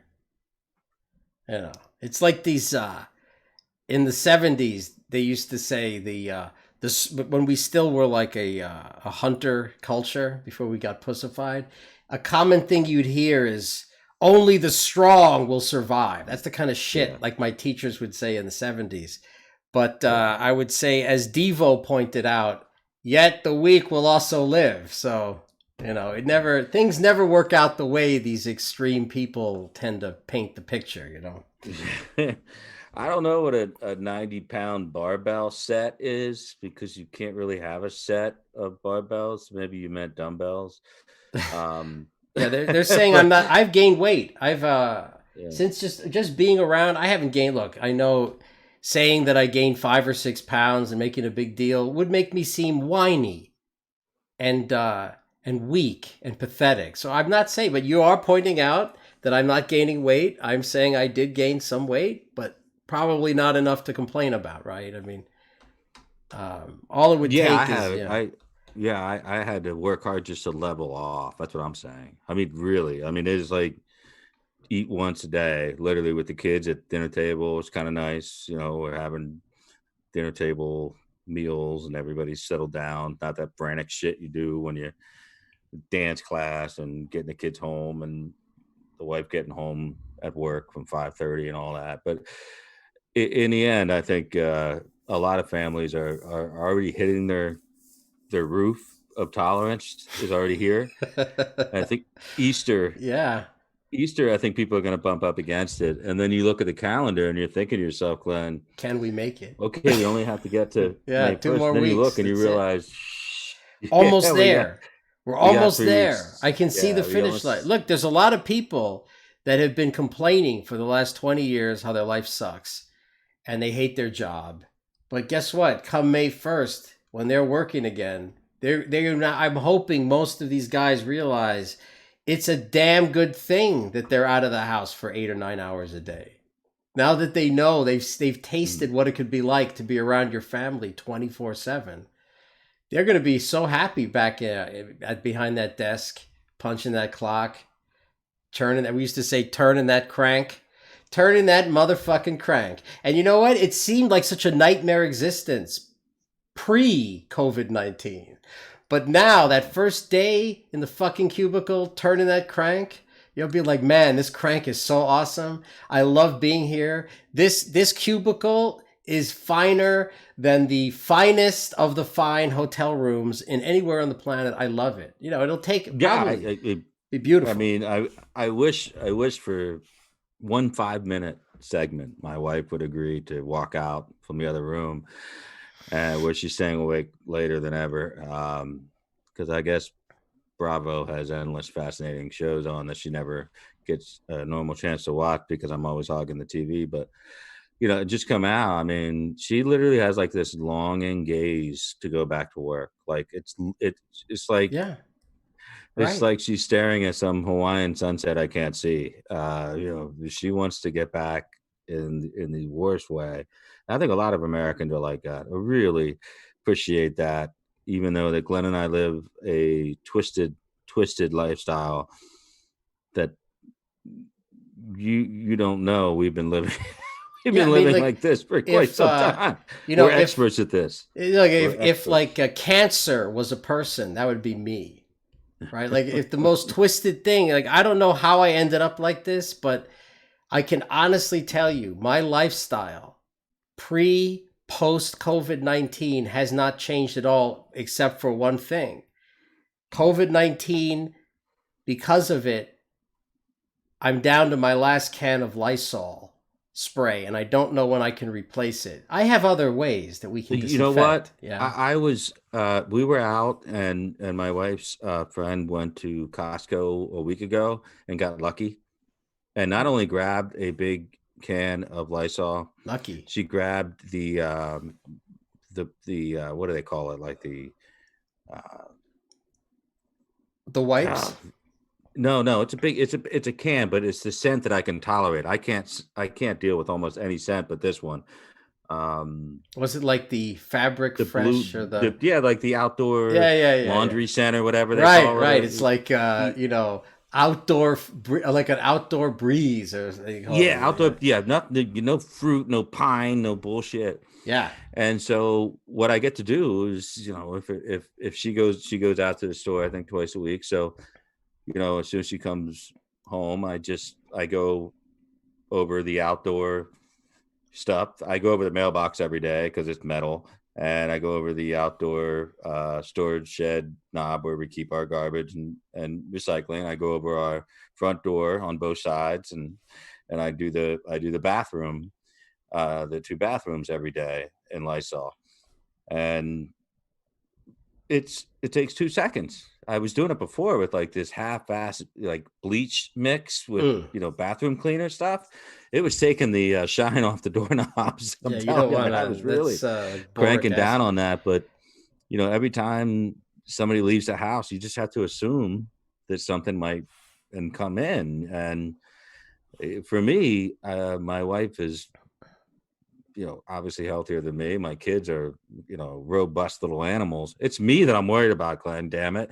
Yeah. So I gotta, I'm the one making No, I sure think that half the people in the ICU are healthier than you now, Gingrich, the way oh you my God. describe Yeah. it. I Yeah. mean, I'm 45 now. And according to the press corps, the president is obese. So I'm only like 1 point lower on the BMI scale than him. So I've got some underlying factors, but whatever. Well, anyway, people, this is good. Look at it this way: the next 2 weeks are that vacation that you never got as a kid, the snow days that never came, Yeah. and Donald Trump and the Republicans have outmaneuvered the Democrats so that you get paid to have that vacation. I would savor every moment of it Yeah. because I can guarantee you it ain't coming again. This is it. This is I your one I shot. I want to I want to say again, and I've said it before, but Vegan asked if we talked about this, and I said yeah for 1 second. But McConnell went back on the floor today for 350 billion. Just add it right in to the existing bill, the CARES Act, to the distribution to the small business fund, and the Democrats blocked it because they want all kinds of other shit to go along with it. But They're like, "Where's our 3 trillion?" yeah, they finally realized that they're not going to let us have another bite at the apple the way we did before. But the point is, we got that bite at the apple. We've got a lot of room to play, a lot of room to move, and ignore anyone who's telling you that our debt ratio is fucked now, or somehow this is going to hurt our kids or grandkids. I really don't want to go on to another economics lesson on here. Just know that we're in better shape than anybody, and China is under scrutiny like you wouldn't believe, and Japan's already starting to earmark business money in their relief bills to bring companies out of China back to Japan or any other country. So China's not in a good position right now, and as long as we don't do anything to codify something like Japan did, which is basically say we're going to force companies to come back to America, I don't think they're going to kill the phase one deal, our phase one trade deal, because it's so important to them. I mean, economically speaking, they're hanging out on the edge here. They need us and so they're going to have to buy that ag product. Yeah. And it'd be real nice if we could stop subsidizing a lot of the ag and sell that stuff to them. But then look around and you say, oh, well, EU is going to struggle. That's going to bring about a world recession. Don't listen to these assholes, because we have so much fucking money that we're going to buy up. We're going to shore up the European countries with debt purchases, because they're going to come to us and purchase our debt as well, because our debt is more profitable than theirs. So we will not get too far if we don't make sure Europe doesn't crumble. And so we'll help Europe. And all of a sudden, some of those tariffs discussions that we couldn't get headway on not too long ago, all of a sudden, we're going to make some pretty good headway. We're going to get better deals. We're going to get better deals on selling American cars in Europe. And it's going to be a little harder for them to sell a BMW, Mercedes, or an Audi here. And that's okay, because the Americans in this country that I know and love, and that love this country, are ready to pay a little bit more. And listen, they could always do what Gaston Glock did with his company. Um, whatever tariffs are being levied now on non-American companies, if you're a firearms company, you've already been in that bucket for 20 or 30 years now. So what Glock did is, Glock is an Austrian company. Yeah. And some of my older Glocks are actually made in Austria. They're products. I miss it. Yeah, EU. I think one of them just says made in Austria. But what they did to get around all of the Clinton era bullshit around firearms is they incorporated under Glock USA in Smyrna, Georgia. If you ever get the chance and you're in Georgia, you want to see a fantastic tour, go tour the Glock factory in Smyrna.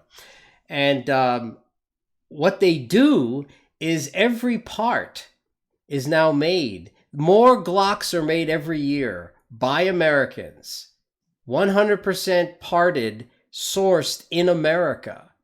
And those guns are as good or better than the ones that were coming out of Austria, and certainly in much larger numbers. The entire U.S. market is serviced by their factory and their relationships in Georgia. And anyone who's been to a gun store realizes, hey, wait a second. Why is the Glock, given all these other guns are much more expensive than they were 10 or 20 years, but the Glock is still around $545 for a night sight version of a Glock 19. The price, they do little tricks to keep the price around the same. But it's all made in America. We had this discussion before. Yeah. I don't really advocate the extra 125 for the night sight type of fucking thing, but whatever. I mean, we can still get pretty good price. And let's not forget that they almost won the U.S. military contract, man. Almost. Yeah. But almost. I mean, look, the military tends to like more skewing toward a 1911 design, at least with an external safety and all this other stuff. And Glock tried to service that need, but it's just that's not their sweet spot. They're a law enforcement, but listen, plenty of military guys carry a Glock as their sidearm anyway. Oh yeah, I mean, you could you could buy the specs. The specs were out there, so I mean, and there were some good deals. My brother got one, and he said it's the best Glock he had. I think it's his third Glock that he has, but he loved the spec out of their military version, and I think it's it was close. There was some controversy there. But I think you're right. I think it was more or less ergonomic situation over the years that the Americans build up a preference for that style. But I can't say that Beretta met the card at all. Well, I think Beretta was one of the biggest mistakes in U.S. contracts. But all I'm saying is that Gaston Glock, every Glock that's made, all the parts are made here, assembled here, finished here, sold here. There are no tariffs on any of them. But here's the funny part. He still gets a little piece licensing the design to his sister company. It's a genius move. And I think BMW could easily do a similar thing. And in fact, they're half the way there. Some of Yeah, their 'cause we're making them Tennessee, here. yeah, they Yeah. have Tennessee factories, but they're having the parts manufactured elsewhere and sent here. They're being assembled here.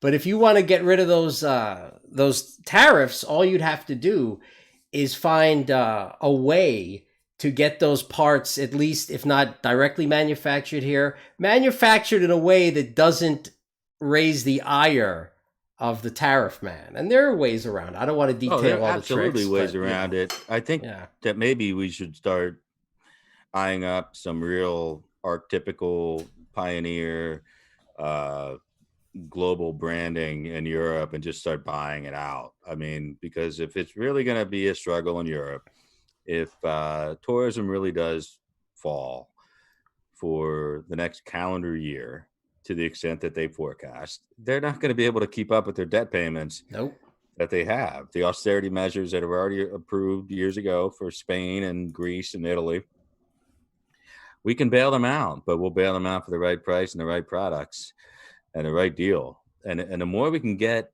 Europe out of trying to renegotiate this dead Iran deal, and the further we can get Europe away from China, I think it really puts us in a catbird seat for, we just need 4 years. All right. I need 4 years. Trump needs 4 years. Mnuchin, Kudlow, Navarro, they need 4 more years. Lighthouser, they need those 4 years to really put this stuff into motion. So forget everything you think you want or know about politics over the next 5 months. Just put all that shit away, get it out of your head, and start thinking about what matters. yeah. What matters is getting Trump reelected by almost any means necessary. You got all these people complaining about these transmission models. Listen, if people are arguing about that, say, look, we're going to have months to figure out what, if anything, went wrong. But one thing you can't say is that Donald Trump doesn't care about the lives of the American people. Yeah, I Right? think you're absolutely right. And you can also say, if you look at New York, you say, take it without mitigation at all, and it starts to look a lot like Northern Italy in the beginning before they did theirs. If you look at the differentiation between Milan, Florence, and then you get down to Lombard and then south of Rome, it's like two different countries, even though it's the same country. It's the same thing happening here. You get Mardi Gras, you get spring break, you get New York being, one of the major, landing areas for people coming in through China into Europe. And then you get the Chinese people landing directly into Seattle and into San Francisco. So you get those, we have our seeded cases, but they're seeded. And now we have a chance to do the mitigation, which I was a little dubious that we could do this, man. You can't program into a model compliance with mitigation. It's never been done before. So of course most scientists are going to assume that we're going to get overrun by this because they're looking to plug into Right. My advice is don't get into the details because they don't matter. It just doesn't matter anymore. The only thing that matters is, I think, something Jen Levolate pointed out here, asking, do you think this is going to help with soccer moms? I think this period we've lived through is a huge opportunity for the president and his demos, because I think for the first time now, it wouldn't surprise me, as the polling is we're seeing now, that a majority of Americans, I think 6 or 7 out of 10, actually believe that Trump is trying to help American people in general. That's pretty much what we saw. Right? And so guess what? If 6 or 7 out of 10 think that the president is out looking out for them, he's going to get reelected. That's all I care about. Exactly. So, right? I couldn't have put it better myself. I tried in a tweet, but we get locked into these minutia things. As non-scientists, we're trying to make sense of, I'm seeing the arguments already. Some doctors like Fauci, we're throwing out numbers that already assumed mitigation efforts, and they're not wrong. He was, but Fauci, like everyone else, is under a lot of stress, and you're doing 4 hours, 5 hours of a day in front of the press. You're going to tell Yeah, me? imagine what he's spending the rest of his freaking time on. Oh, I I would mean, assume it's what do you think Anthony Fauci does when he's not in front of a yeah, camera? I Cry? guarantee Does he he's on cry? Does CNN, he? MSNBC. You got a lot of I I time. know what he does. He does he does nobody podcasts. He'll talk to anyone. You were said yourself. Anyone. We could probably He'd get be him on on. here right now if we wanted Yeah. him on here. Hey, But Anthony, are you a boxers or a brief guy? Small penis? Are we talking real small, medium small, large? No. It's probably smaller. Well, listen, we'll talk about your penis later, Anthony. Let's talk about the models that didn't work. I mean, come on. yeah, At what point does it not matter? The president is winning. This thing is good for him. And I don't know how many months were you belly aching? The president. I'm not gonna do my Gingrich impression. The president doesn't listen to me. He can't keep his mouth shut. He's always making these. If only he would stop tweeting. Listen, is this a problem anymore? Seriously. yeah. It's just Do you see the same problem you saw for the last 2 years that he's going into these insane wars on Twitter? That stopped, right? what I want to explain one thing about these models, but I really don't want to talk too long about it. But because I have experience a little bit on the political side of modeling, not filling in this type of scientific data, but models in general, it's all data. It's data, it's data, it's data. So in the sports world, and you get into the expensive side of the sports world where it becomes a matter of billions of dollars to the handicapping industry. What they do is they don't just decide Patrick Mahomes is a better quarterback, so we're gonna put the Chiefs in over the 49ers because we think Garoppolo can't keep up with it. They don't think like that. It's not how it works. How it works is they have algorithms that run 10,000 stimulated games. They simulate games between two teams in a big game. 10,000. And what they'll do is just take average opponents. They'll take everything they can do on a data point, bring it together, and that's the way the game's supposed to go. Well, as we know in sports, it works a majority of the times, but still it's about 60-70%. There's always that 30% that's going to go the other way. And in Trump's case of winning the election against Hillary, the data was showing that we had less than 10%, even with all the aggregate polling. 92% chance Hillary beat your president. So listen, people, worrying about the models is just dumb. It wasn't going to stop what was happening. We were going to have this 30-day extension on the 15, no matter what the model said. If the model said 61 today and it said 61 a couple of weeks ago, we were still going to have it. We were still going to do this. So just lay off of this stupid IHME Washington University thing, because that's only one of like 5 models that the task force uses.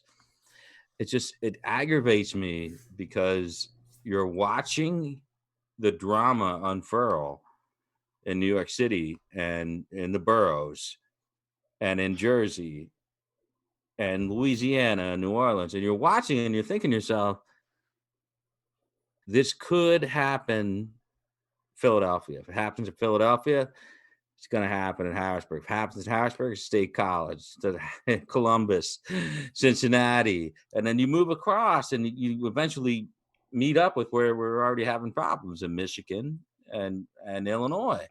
You don't have to be a goddamn brain surgeon like Dr. Carson, and you don't have to be an epidemiologist or virologist or anybody else to figure out the fact that this thing could have went out of control. Are we going to have more cases? Yeah, we're going to have more cases, but now we're going to have PPE stockpiled and delivered. We're going to have ventilators in excess, so we don't have anybody dies in a hallway without a ventilator. We're going to have on-site testing, and we're going to have antibody convalescent plasma treatment, and we're going to have antibody testing to get people back to work who've already had it. All these things are going to happen in the next 30 to 45 days. All of that would have been impossible if we just stood back and said, let's see what happens. Because I guarantee you, it's right there. It's statistics. You cannot lie with this. New York was a little late Granted, a little late compared to California and Washington in getting their shit together, but mitigation is saving the lives of 3 times the people that are already dead. And it's not only that. That's not the important point. The important point is the hospitals would have been overrun. It would have looked like dysfunction. Dysfunction does not spell re-election. So as long as New York has the capacity to deal with the cases that they have, okay, even burying bodies on Hart Island or whatever for a while temporarily, it's still 7,000 people dying in a matter of days. That's a lot. You're not going to be able to process that in any American city. Trump has made the right call. We have got to be good citizens for another couple of weeks. And we're going to have a clean data sheet, a pretty clean data sheet, because we know mitigation is working in Europe and here and in Asia. So, but we're the only ones that are doing like this 45-day period, 325 million people, 325 million people. And 93% of this country is locked down, one form or another. We are going to have an ahistorical, completely brand new set of scientific precepts delivered to all these people in these fields about what a mitigation process looks like in the side of a pandemic. It's unbelievable what this country's been asked to do. If we comply, which largely we have, we will own a wealth of data. We are giving ourselves time to recover, even if we don't even know that we have it. We're going to come storming back. If they are telling us right now that 25 to 50% of the people were asymptomatic would test positive today, let's assume it's the low end of 25%. And we start testing at the job site, at the nursing home, at the hospital, if you work there, at the large manufacturing facilities. The second somebody gets a sore throat in the summer, that seems a little odd. Doesn't seem like it's allergies or whatever. They get tested for the Abbott testing. We find out in 15 minutes. Contact tracing. Who were they talking to? Where did they go? We bring everybody in. We isolate them. There is no more problems like we have currently right now in about 3 states. It's all about just giving time to figure it out. I like it. I don't like everything that goes with it. I like the poll today from Fox because it's not a Republican weighted poll, but it shows me that the American people respect how Trump has undergone through this process. They may not love Mike Pence, as you saw in the numbers there. They may not be over emphatically in love with Dr. Birx, but they do love Tony Fauci for whatever reason. And I'm not going to talk about that anymore. Neither is Glenn. The point is, where we picked up 9 points in a head-to-head matchup with Joe Biden from the last Fox poll. That's all we really care about. If we're good Republicans or good Americans, that's all we care about.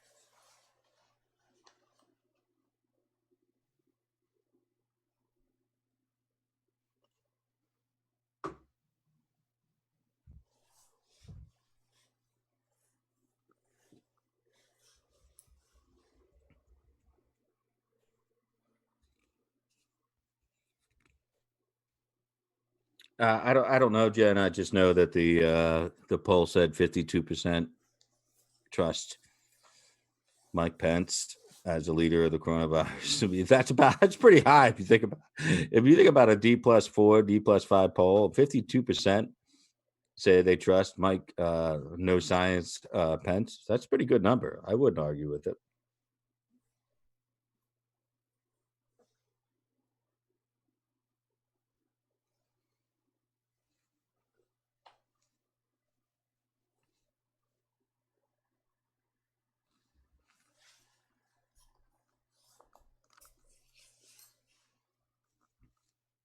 And let us not forget, center screen, eye on the ball, 95 days, 20 hours, 44 minutes, and 40 seconds. It's going to take so long.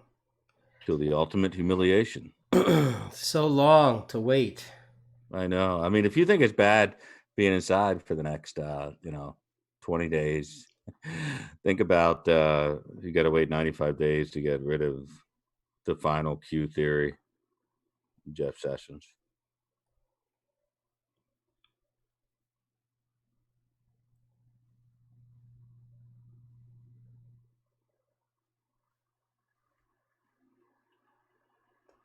Yeah, I'm going to touch on this topic. I don't know Peanut Friend very well, but I'm going to touch on this for Saturday. I'm going to have a, well, for lack of a better word, a dissertation about populism versus the argument, the existential argument about the Republican Party. And using this crisis and this new economic situation, we're going to talk about it in an academic way on Saturday night. I don't think you want to miss it. We'll be on at 11 p.m. Eastern Standard Time. We've done our 2 hours tonight. We appreciate everybody who donated and hung in there with us. It's always a pleasure.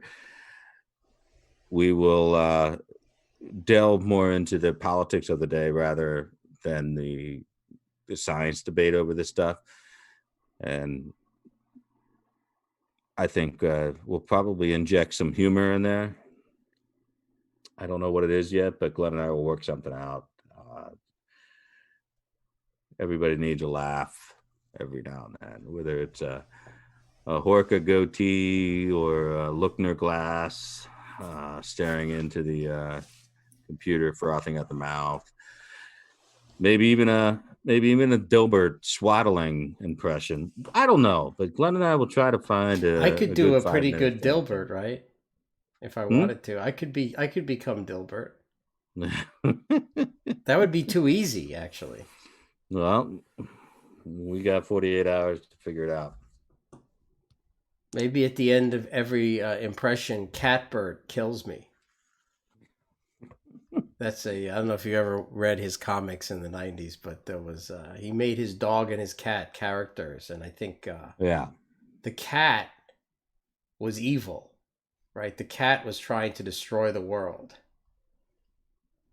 If I'm not mistaken, it's been 20 years since I read any of those, but well, that makes sense because cats really would if they could. Yeah, exactly. We'll have a simultaneous swaddle. That's so. We do a simultaneous IV drug abuse. Everyone shoot heroin at the same time when I say, does everyone have their heroin ready? I'm about to have our simultaneous, we'll call it our simultaneous vein pop here on the Dilbert Show. Yeah, simultaneous soporific swaddle. That's what he should call it. I think you should just call it that. You see, High Turbine Bill Mitchell does the simultaneous swallow. Actually, I'm going to steal that. That'll be my Dilbert line, our simultaneous swallow, right? Yeah. Yeah. No, I don't think, Devin, I don't think Adams is benign. I think he's a little, he's got an agenda. Don't be fooled. Don't be fooled. I've been watching, paying attention in one form or another since summer of 2016. I know of which I speak. Somewhere I have every one of the Dilbert books. That's sad. That saddens me. If you ever read them, he completely captures what it's like to work in information technology. Yeah. Well, he's got it down, man. The crazy boss who doesn't know what the fuck he's talking about. Well, we all had those. The forlorn token chick surrounded by a bunch of horny technologists. The pear-shaped technology guy who's completely unmotivated. It's just everything was in the cubes, that world of cubes. He was completely accurate in capturing that. Yeah, and if I need that, I'll just watch The Office. Office Space, rather. Not The Office, but Office Space. Office Space. I'll take I'll take Mike Judge over Scott Adams any day of the week. But this is my sign off, and I'll leave Glenn to his sign off, and then we'll see you Saturday night, 11 o'clock, live. Love you all. Stay safe, stay inside. Just a couple more weeks, and we'll have our Easter, our first ever Easter weekend telecast where we will all pray together, led by Rabbi Glenn. All right, we'll see you later. See you then. Thanks everyone for watching. Thanks for all the people who've donated to us. We are going to be back Saturday, 11 p.m. Eastern Standard Time. And then Sunday with the Colonel, 8 p.m. Eastern Standard Time. And definitely next Tuesday with Adam again at 10 p.m. Eastern. Thanks for watching, and be well. What the fuck?